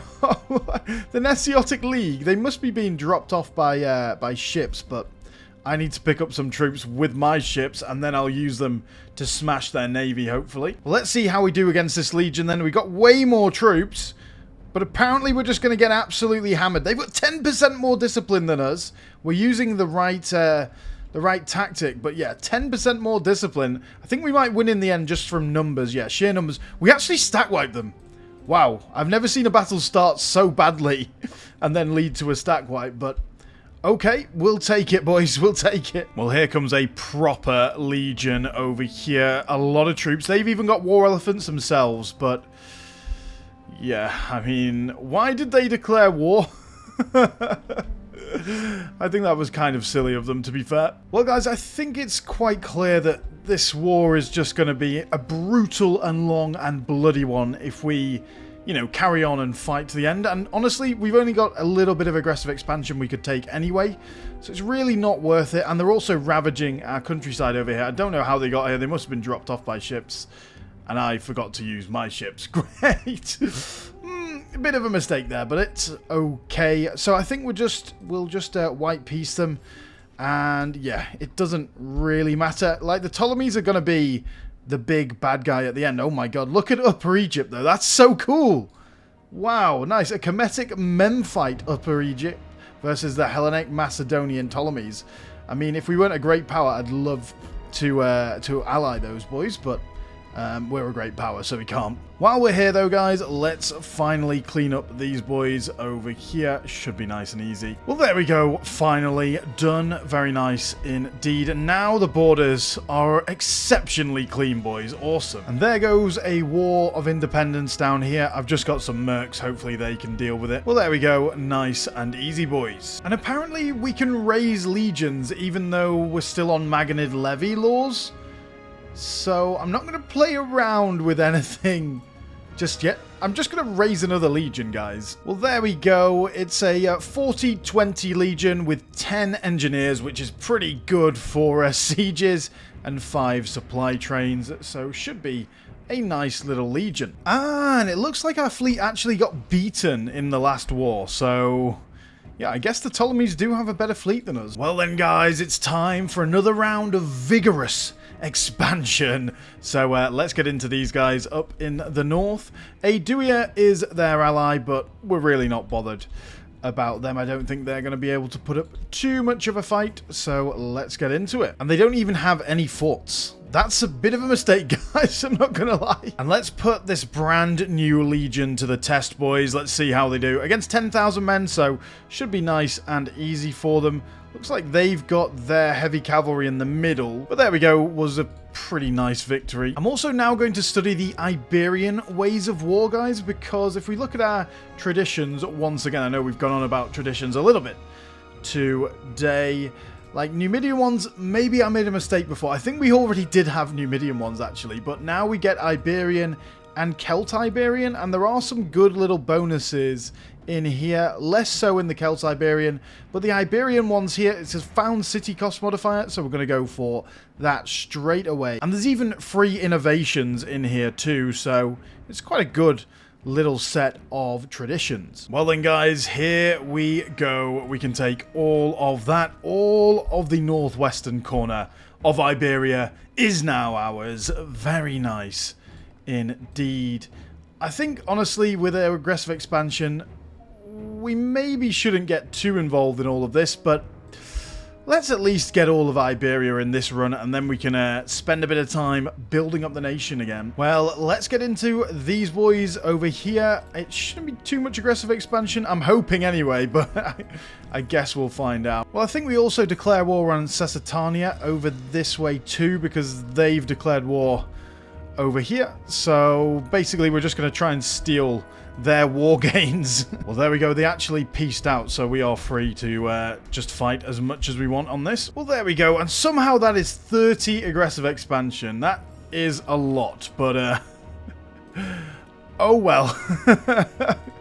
You know me, guys. Yeah, we might as well just take all the aggressive expansion at once and then spend a few years trying to rectify our mistake. Let's also found another colony in the Celt-Iberi, which are all the guys up here around this region. And guys, a massive moment for us here. A city has just been done on the north coast of Iberia. Let's get our couple of assimilation and conversion buildings in there. But if we have a look at the city map now, guys, we pretty much, I'm pretty sure I've gone through most of these, have a city in every single province in Iberia now.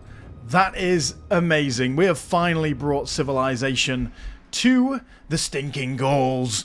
But yeah, that is amazing, guys. So, you know, it's not as built up as, say, Italia, but honestly, look at it. It's probably more built up than North Africa in a lot of ways.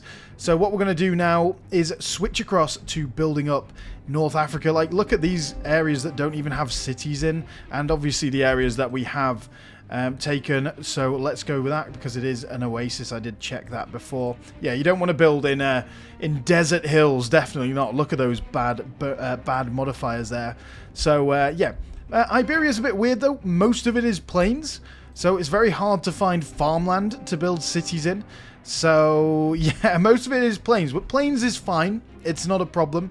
It's just when you're building in hills, forests, that sort of thing, not as good. So it's hard to find farmland over there. Whereas look at Italia. That is a lot of farmland in Italia. But sorry, before I went off on a tangent there about building tall in this game, guys. Yeah, we're going to now focus on North Africa and start civilizing these uncivilized lands over here, and hopefully that will then allow us to convert more of this population, civilize it a bit, all that sort of thing. We have built roads pretty much everywhere. Look at that. Very nice road network. That's what we've been doing, guys, just plugging away at that. You can see aggressive expansions down to 0. This is one thing I was going to ask you guys, for you guys that like these campaign sort of series. Obviously when it gets to this point, when you're so big, all you spend your time doing is like building up tall, and you don't really show that in a video because there's only so many times you can show one thing over and over again. So would you prefer to maybe see a little bit more of that or less of that? How would you like to see it? Just let me know down in the comments below. But without further ado, let's get back to the big boy business of declaring war on Viviscia over here. And as our goals go, let's have a look. We just want to take this bit of land here to finish off Iberia. And if they have anything in Cisalpine Gaul, they do have that, but unfortunately we can't actually take it because, yeah, I mean, we could take those two and there, and then it would be like, you know, both sides of the Pyrenees. Honestly, that's quite a nice border, so let's do that if we can. I'm sure it'll be a pretty easy war, as all the wars against the Gauls are now. Honestly, their troops are pretty tough, a lot tougher than I kind of expected, so we're still going to win. But interesting how tough their troops actually are. I think they're probably getting a few bonuses. Well, guys, there we go. Nice and very, very quick war indeed. So that's what we're going to take. This should be quite a nice border here as we come into Cisalpine Gaul. And then, yeah, we basically just need to connect our lands now so that we control the whole Western Mediterranean like true Carthaginian boys. And of course, that means we get to found some more cities, which are so cheap to found now. 27.5 influence, very cheap indeed. Well then, guys, it's time to take on the absolute monster that is Insubria. I mean, look how big they are. They got 14 stability though. Sounds like there might be a civil war at some point. No, there isn't going to be a civil war, but why do they have such low stability, bro? That is so low. And they are already in a war in the north. So hopefully we can, like, sort of smash and grab this. But let's see. And just look at the boys go. Absolutely rampaging with elephants. Look at this. 31 war elephants in the levy of Magna Graecia, of all places. Absolutely insane. I love this. Well, guys, this is the situation now. We are absolutely dominating them. But, oh, no, they've taken that back. That's very annoying. It's just these little units that just get around and unsiege things. It's really, really frustrating, as always, in this game. So, yeah, we've just got to keep trying to push them back and win a few of these fights. Well, guys, we've managed to push them back a little bit more. I don't think we're going to be able to take all of Cisalpine Gaul maybe in this war, but let's see. Well, there we go. That seems fine enough to me, connecting the land, taking a bit more of this Transalpine Gaul land. There we go. Oof, and look at that. Isn't that just glorious, guys? That is very juicy indeed. And good job we've saved some money, because I'm going to expand this legion over here. We're also building all the requisite buildings in the cities, of course, guys. So, yeah, we are, of course, continuing our development of this land. And that is a nice rounded legion, if you ask me. And there we go with temporary office, guys. Threshold for civil war plus 5%. I mean, it's not like we've been having anything close to a civil war for ages, but it's always a good tech to get, just in case, especially when you're this big, because a civil war when you're this big is just a nightmare. While we're on the subject of cities, guys, we might as well talk about where to found cities when you have conquered land that is, you know, devoid of them. So first things first, look at the city map mode, and I can see that over here, this province here doesn't actually have a single city as of yet, even though we've had it for a very long time. And there's a few things that you want to have a look at first as to where to found your city. The terrain has a big impact on how that city is going to work. Honestly, hills is not too bad. Movement cost, that's moving slaves and tribesmen if you're not a kingdom or republic. Plus 20%, it's not too bad. Civilization level, minus 2% as well. It's not horrendous, really, is it, guys? But you'd rather found it in a place that has no malices at all. So plains over here, you know, local food plus 4 is very good. Of course, farmland is excellent for that population capacity. But floodplains are even better, but there aren't many of those in the world, as you can see, guys. Obviously, the worst place to found them is in, like, mountains and desert hills. That is really, really bad. But some places you might have to. They might not have any other regions. Like, you know, some of these guys over here, they've only got a couple of hills, mainly mountains. Like, this one is all mountains. So if you're going to found a city in there, you have to found it in the mountains, unfortunately. On top of that, what you want to have a look at is the population in these areas. This isn't the most important thing, because if you found it in a low population place, people will still come and migrate to the city if you build the requisite buildings, but it is better to get it off the ground with a larger population already. So, for example, in here, I'm going to found it here.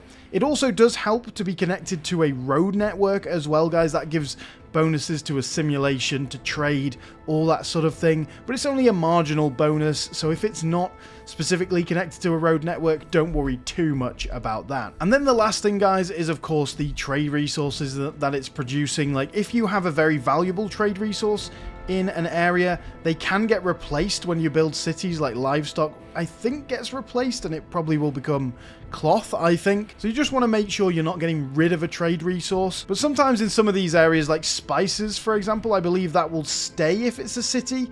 So you might want to be able to build a foundry there, so you might choose this place to build it so that you can build a foundry, get more spices, that sort of thing. And here's one I made earlier. So we've got this city, the coming of the city of Siilmassa over here somewhere. And there it is, it's in the plains. A lot of the time though, in deserts, guys, you can get oases. So these are actually really good. Obviously a huge bonus compared to desert or desert hills. So yeah, make sure you're building in oases in desert regions. But as you can see, the city is now done, and it was producing grain, but now it's producing cloth. So that's why we want to have a look at what the trade resource is. Fortunately though, this province has plenty enough food, so it's not a worry that we replace the grain. But what do you want to build once you've built your city in an area that you're trying to assimilate and convert and civilize, basically? Well, a lot of it depends on the population. I'm just going to let a month tick over. As you can see, now it says 8 out of 10 on the slaves, 5 out of 2 on the citizens, and 2 out of 2 on the freemen. So let's let a month tick over and see whether it updates. And as you can see, now it's become a city. It's 8 out of 3 on the slaves, 5 out of 4 on the citizens, 2 out of 6 on the freemen. But first things first, I want to convert this place over to my culture, so I'm going to build a grand theatre and a great temple. If you want some extra bonuses to the speed of conversion, you can build marketplaces and libraries, and that will basically, you know, speed up your conversions and your assimilations. But for now, we've only got 4 building slots. So what do I want to do? Well, as you can see, we've got way too many slaves in here.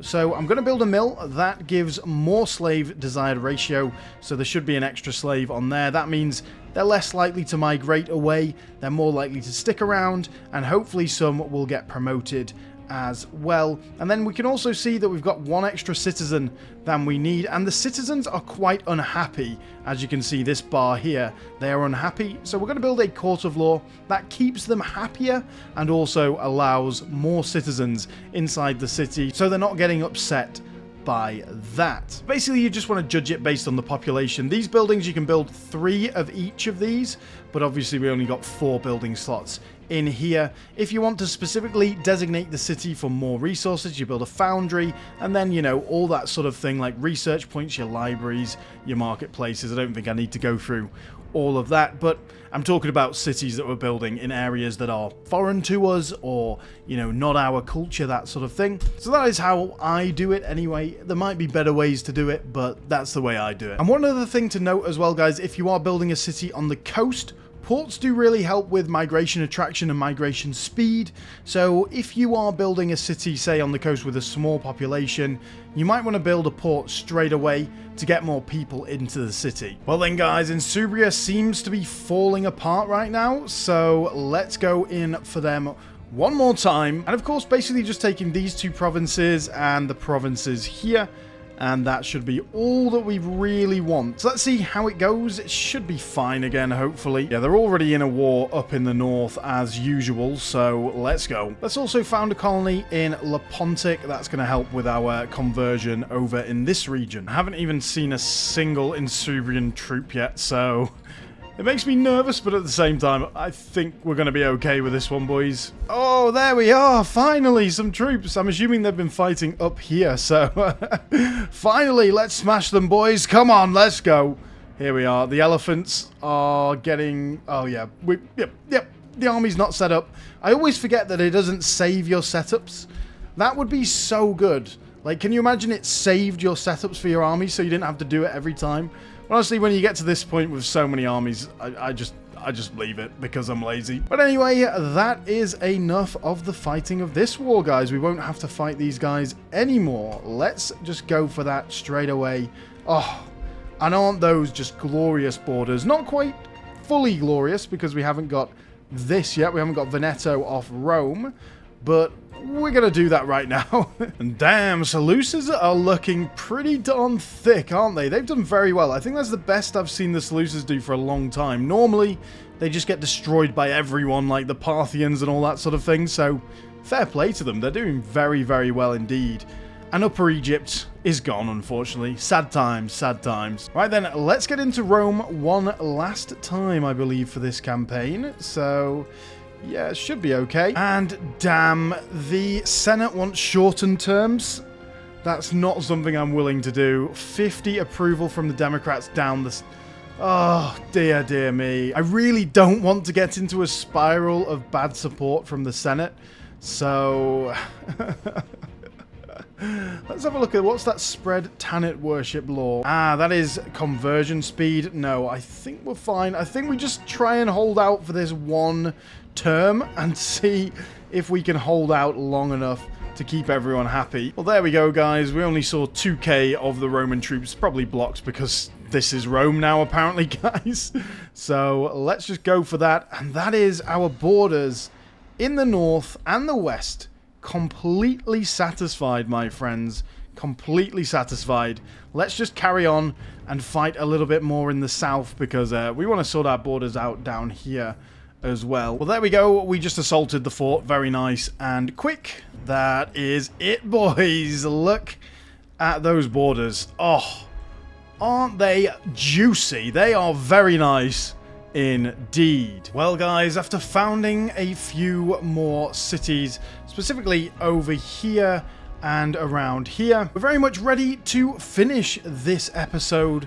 We are pretty much the hegemons of the Western Mediterranean now, aren't we? The hegemons of the West. Very good indeed. The hegemon of the West. Should I say the hegemons? What am I talking about? And next time is going to be our final episode where we are going to be taking on the Ptolemies once and for all. But if we have a look at our religious map mode now, guys, as you can see, pretty darn amazing. The only places that haven't gone full Canaanite is the places we've just taken. But even some of them, look how quickly it's converted. Then let's have a look at our culture. As you can see, again, much more spotty, but we are slowly but surely getting there. If we press on Punic, as you can see, plenty of Punic people around the world. In fact, 7,150 Canaanite Punic people, with Lepontic as the second largest culture group now in our nation.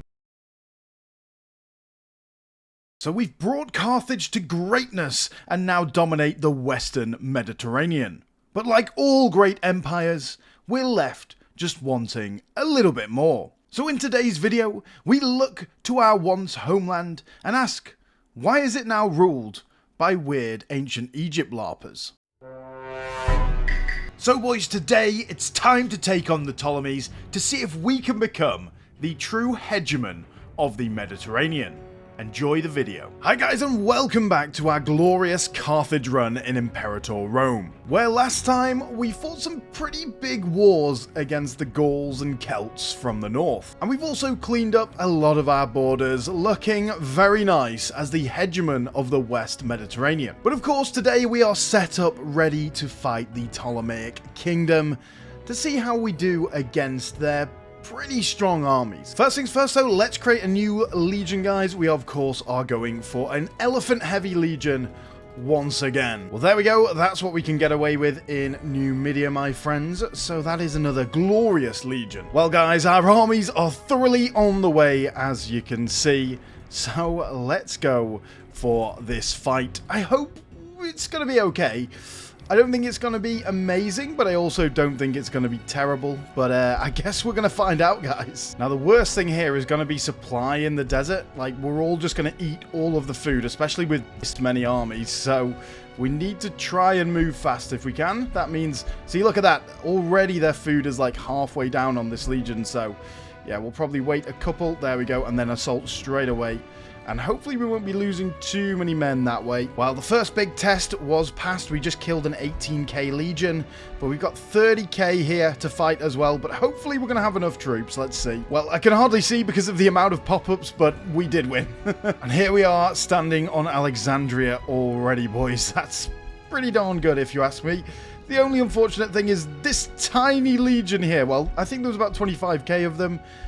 I've just crushed about 70k of our troops, so damn, and there goes Alexandria, my friends. We need to get some more food, so we're just going to chill here for a little while. And man, we are just getting crushed by their troops. Honestly, their troops are insanely good.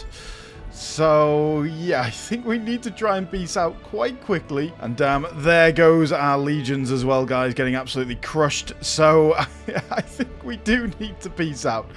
It's a bit rubbish, honestly, but it's not too bad. We're still going to take some decently powerful land for us and make our way towards our goals. As the glorious Sun Tzu once said, if your legions are getting smashed by Macedonians, it's a pass. But there we go. Lots of Kyrenaika now in our possession. So honestly, I think this is what we're going to have to do against the Ptolemies. It's just, you know, overrun them with troops as quick as possible and then try and take whatever gains we've got before their troops turn up. Well, guys, I know our initial goals were to take Kyrenaika and Lower Egypt over here. Well, we had actually added in Lower Egypt as a goal as well.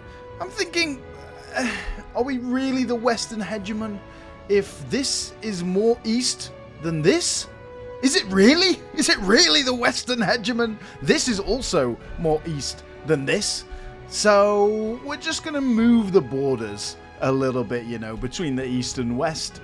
Very much like the Portuguese and Spanish when looking at Brazil and South America. So we are going to do a show superiority goal against Rome. Hopefully this won't be too bad. I mean, we've got quite a few troops here, guys, so hoping it should be nice and easy. Anyway, and for some reason, I can actually colonize Issa over here. So, let's do that. I don't know why.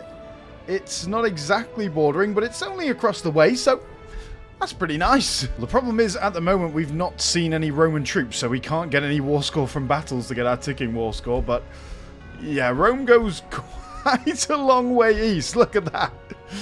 Interesting. Well, I guess the Punic Wars have sort of migrated somewhat now, guys, which is quite interesting, but yeah, Rome is just cowering away. Cowering away, Rome. Not like you, my friends. Oh my god, Roman troops! Let's see if we can squish them with 108k, boys. Well, honestly, guys, our troops, for some reason, are still so shit.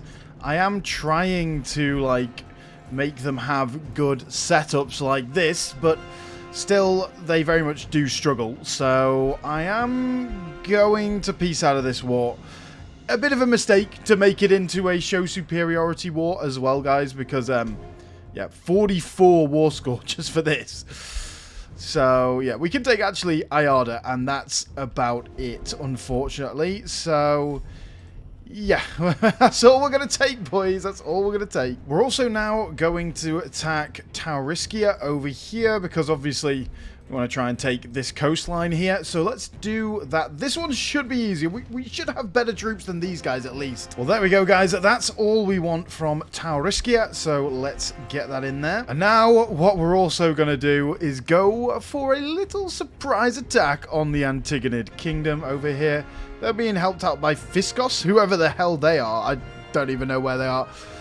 But yeah, we've got a bit of an invasion force, so let's go for it. I hope this isn't going to be too bad. I know our troops, of course, are worse than all of these guys out here, but I'm hoping we'll do all right. To be honest, guys, I don't think they can actually deal with the amount of troops we've got here. Like, they keep coming up to us and then running away. So I'm assuming they're a bit scared. Good for us, though. And finally, we found an enemy we can beat, guys. Finally. Finally.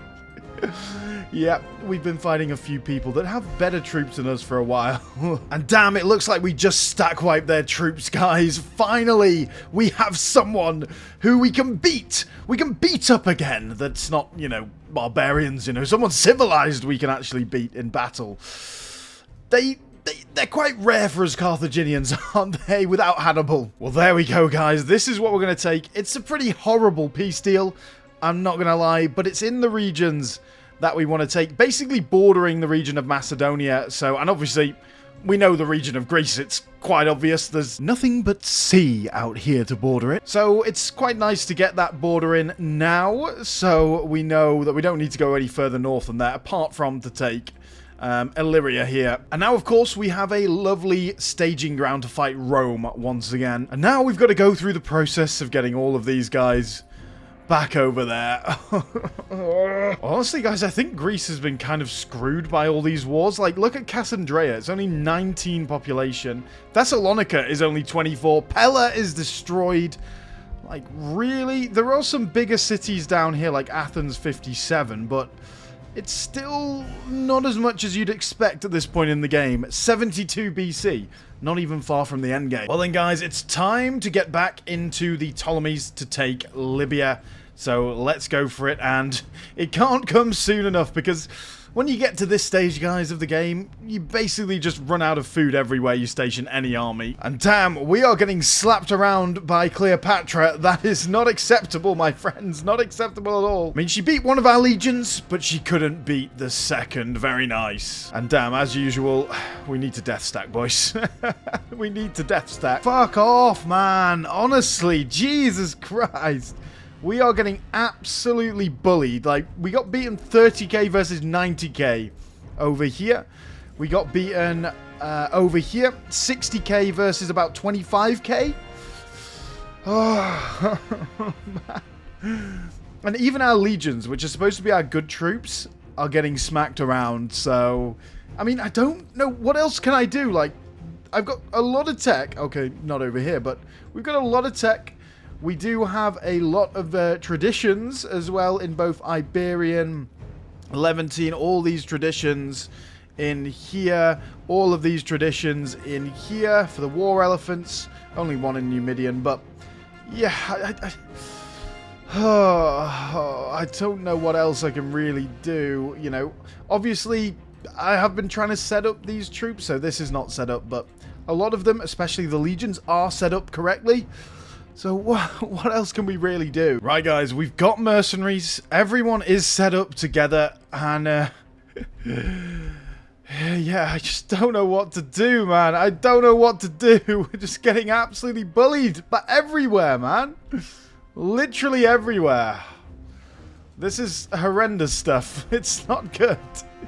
It is not good. We're getting bullied over here. We're getting bullied over there. And we have overwhelming numbers. Like, literally crazy numbers. Well, guys, the only thing I could think of was to death stack even more and take Alexandria. So, that is what we've done. We've also taken the war goal of Libya, so that, of course, is pretty important. We're also over here trying to take this back, but we're still on -1 war score. It's not good. It's not good. So, guys, this is the situation. It's basically tit for tat right now. They're over here conquering all of... Oh, my God. All of North Africa with an 8k stack. That's why you don't delete your forts, guys. That's why you don't delete your forts. We're over here and we're in here. So, honestly, I think we just need to peace out. Like, this is not good. I did want to take that, though, actually. So, let's see if we can do that. Well, guys, this is what we can take. We can actually take Alexandria and, you know, the Delta. And also this little bit over there. I have no idea how we can take this when they're basically occupying most of our country. But... I'll take it as a victory, boys. I'll take it as a victory. Let's go. And, of course, we don't have too much beef with the Greeks, unlike the Romans. So, of course, we'll leave Alexandria on its own. And I think it's time to give our troops a well-earned rest. They've been fighting for quite a while. And, of course, we're not going to disturb glorious Alexander. Let's also now definitely found a colony in Macedonian. Well, then, I wonder, though, guys. I know I've just founded a colony there, which was a bit dumb of me. But thinking about it, let's just integrate Macedonian, and then we can use the Greek traditions and hopefully get on a par with the Romans and the Ptolemies. But honestly, at the moment, we're basically just Hail Marying it each time, getting the war goal and then just death stacking. And that is the only thing that seems to work against either of those nations. So...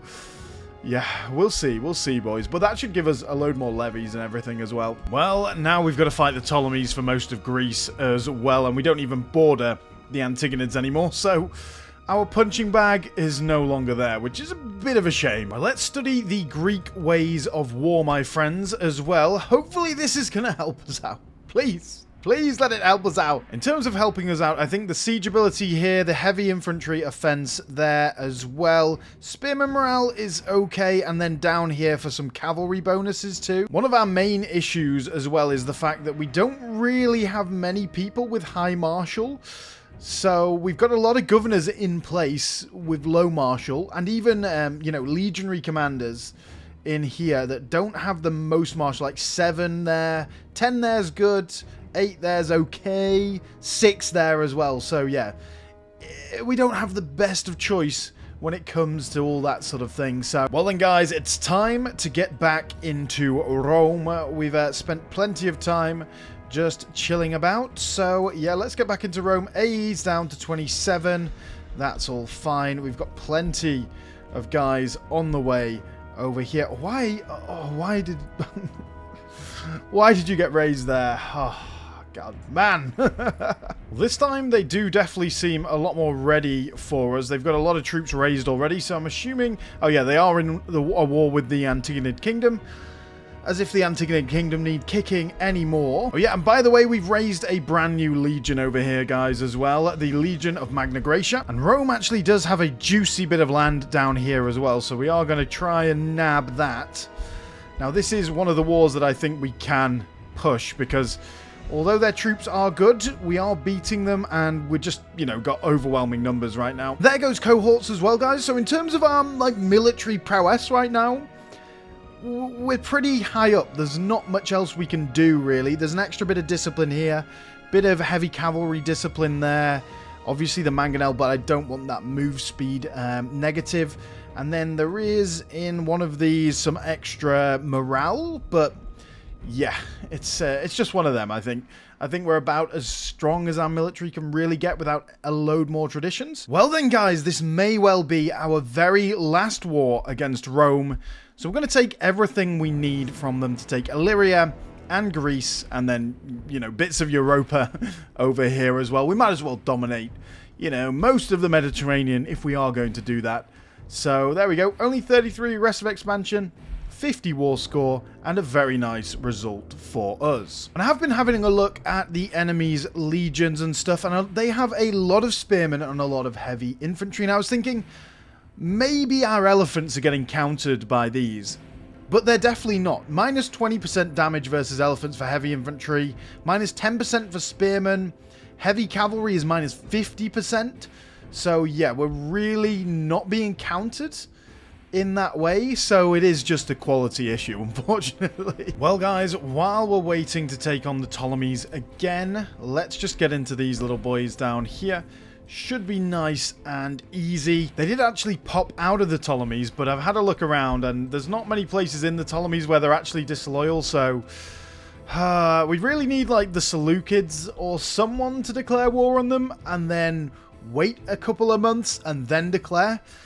But I don't think that's going to happen. Or them to declare war on, like, Yamnat or Blemia or something like that. But they seem to be pretty chill right now. And it's probably because I've got my legions on their borders. But they shouldn't even be able to see those. So, I don't know. I don't know. It's a strange one. Well, there we go with these little boys. And I've just noticed we have just tipped over 20,000 population. Pretty nice. Well then, guys, I think it's time to get going once again. This time, I'm going to have some mercenaries over here, basically in case they land over there. Because as we've seen, they will land over there. And actually, we'll probably leave you there, and you can go there to take that. We're going to go for Thessaly in this war because I don't think they'll be able to get as many troops over to Greece, so we should be in a better position to farm war score from that rather than over here in Africa. So let's go for that. We get some approval from the oligarchs, of course.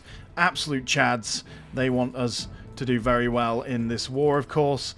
So, yeah, let's get on with it. We won't be able to go down here without our ships. And I believe the guy is actually disloyal right now, which, of course, is exactly what we need. You guys go there. And then, yeah, we are going to march 171,000 troops onto Pelusium.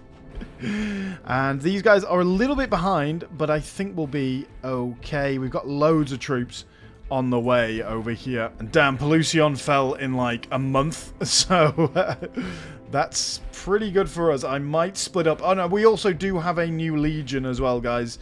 The Legion of Italia over here, so a very strong legion, ready to smash into some Ptolemies. And suddenly we're doing a lot better, guys. I think, you know, it's partly the tech, and I also think that the Ptolemies or maybe a little bit weaker than they were before. I mean, we seem to be smashing them quite handily right now. So, yeah, we've got all of these guys over here on, like, independent action because I'm kind of focusing on microing over here to take Greece because that'll be a nice little prize for us, won't it? Man, yeah, this time things are a little different, guys. We're absolutely hammering them over there. We're hammering them in the north at Greece as well. So, yeah, things are looking quite good right now.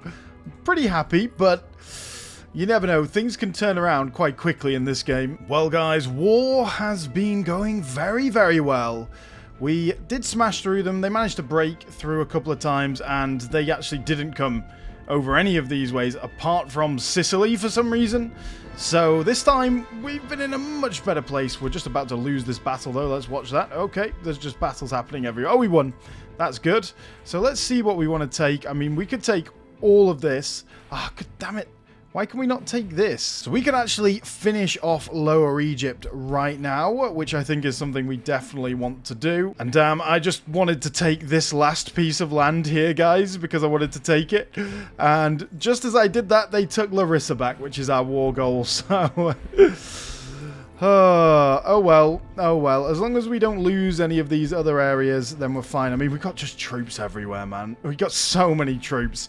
So finally the numbers have won out. Well, there we go, guys. A bit of a messy one, but this is the peace deal we can go for. Everything in the north, everything in Egypt, which of course is one of our goals that we tacked on. You know, it wasn't actually a goal at the start, but I decided to go a bit mental.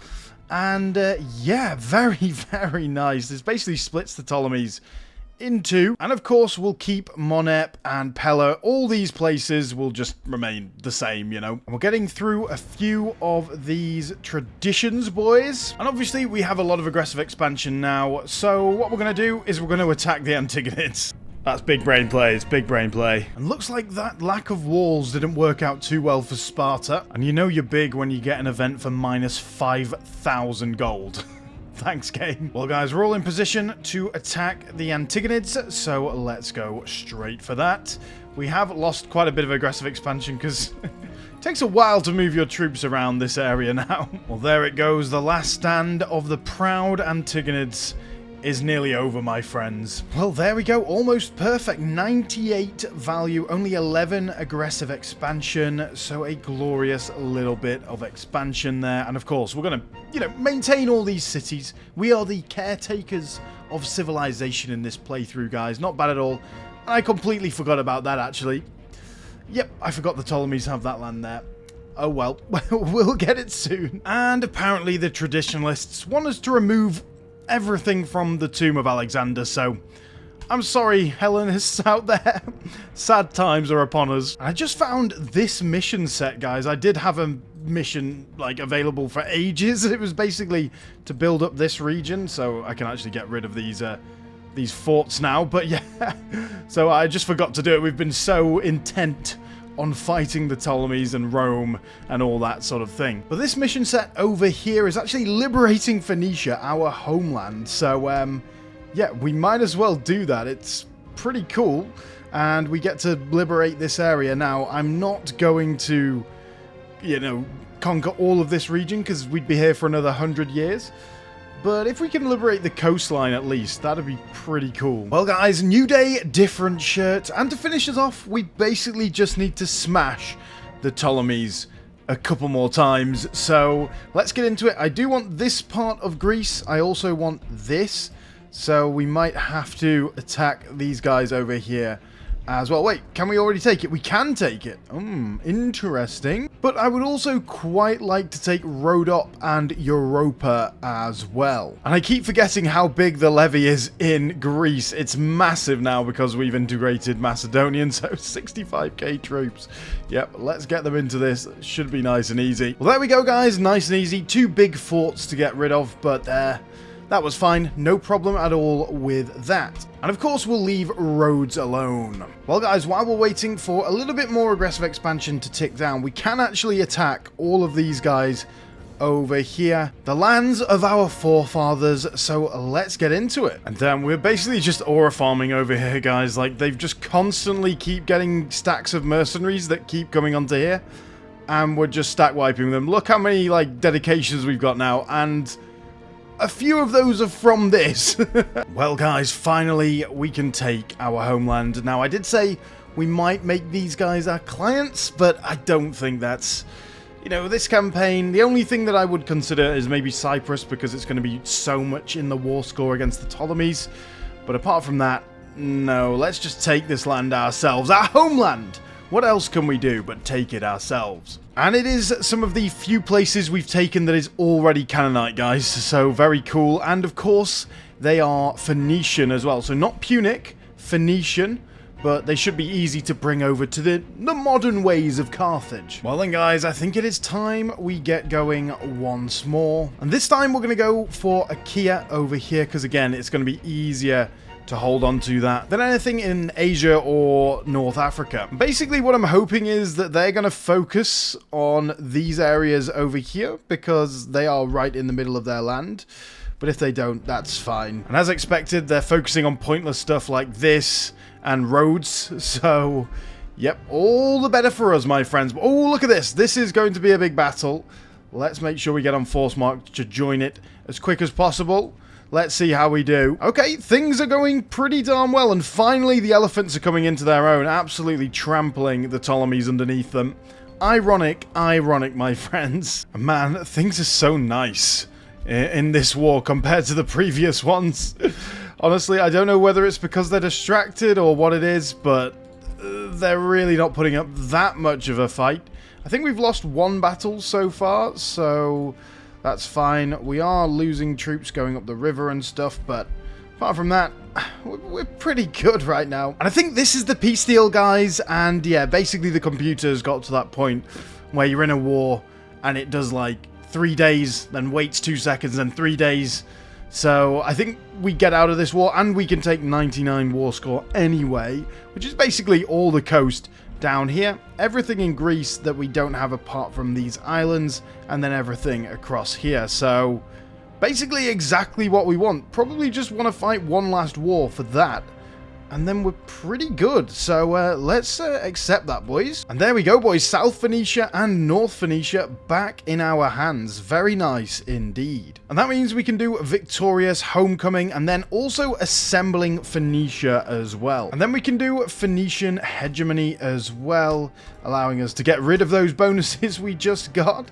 So yeah, that's fine. It does want us to take this piece of land as well for some reason, but oh well. Well then, guys, it really is once more unto the breach, dear friends. Our final war with the Ptolemies, potentially our final war in this whole campaign. And I want it known I'm doing this out of self-loathing and the fact that I want pretty borders, because I don't like how thin these borders look. Well, I think we have finally broken the Ptolemies. Very little resistance in this war at all. And they are so spread out. Like, imagine getting troops all the way from down here. I know we are, but we preemptively brought a lot of troops across to this. So, well, guys, there we go. The final war is done. All of this land to make the border look nicer. And then, of course, the last bit of Greece that we need. Awesome, awesome, awesome. Let's go. We can actually do some more missions. We'll gain a navy from it, guys. Yay. And we are just in time for the end of the game, guys. 8 BC we're going to end this.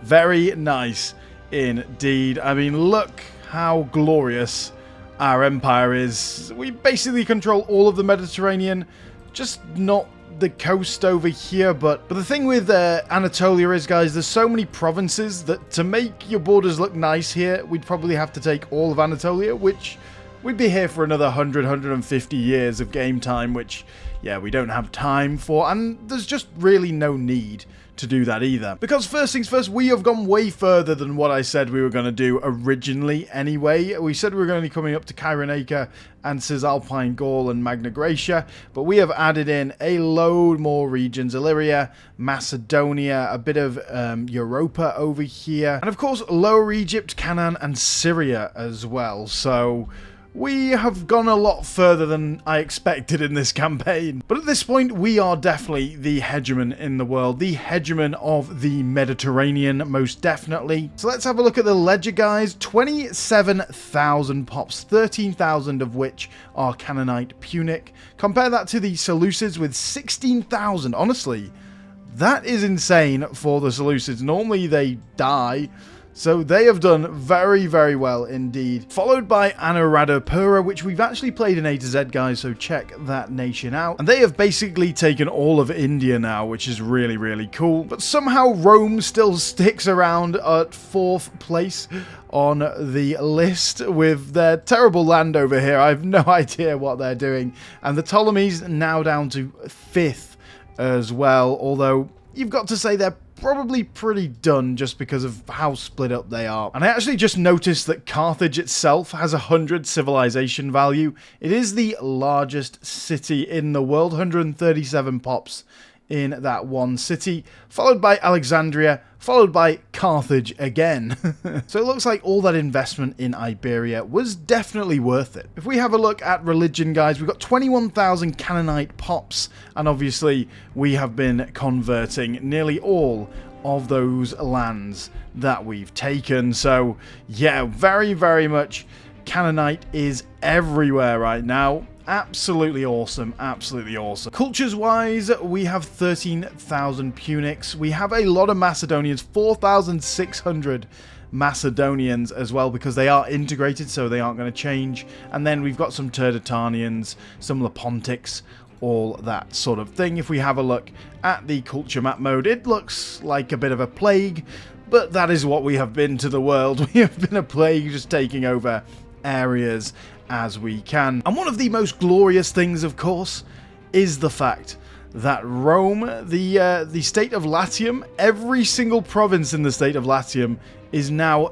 dominant Punic culture, boys. So that is absolutely fantastic. There's only 15 Romans left there, 295 Punics. So that is just absolutely insane. Very nice indeed. I mean, if we take a look at this map mode, you can see how much Punic has spread. We've even spread it through Greece as well when it's been dominated by Macedonian. So yeah, very, very cool. This is the tech that we ended with. Pretty much all of the military, quite a lot of the civic, especially the left branch, the sort of money-making branch. Oratory, not much on oratory because we didn't really need to use it past the start. And then religious, not too much on religious either. Here's the economy, guys, with everything set to the middle. 587 income, 370 expenses, army maintenance of 154 for our 5 legions, 35 for our fleet and fort and wages as well, but a lot of taxes and a huge amount of commerce as well. And here's the laws, mainly been changed by the Senate, guys, which we did keep all the way through to the end of the game. So yeah, very happy with that, actually. A Punic Republic all the way through. We didn't become an empire or anything like that, but yeah, we didn't really need to change many laws. Well then, guys, thank you very much for watching. It's been a pleasure doing this series. I hope you have enjoyed it. Make sure you do like and subscribe. It really does help the channel out. And let me know down in the comments below who you think we should play next and what the goals should be. So thank you very much for watching, guys, and I'll see you all again on the next video.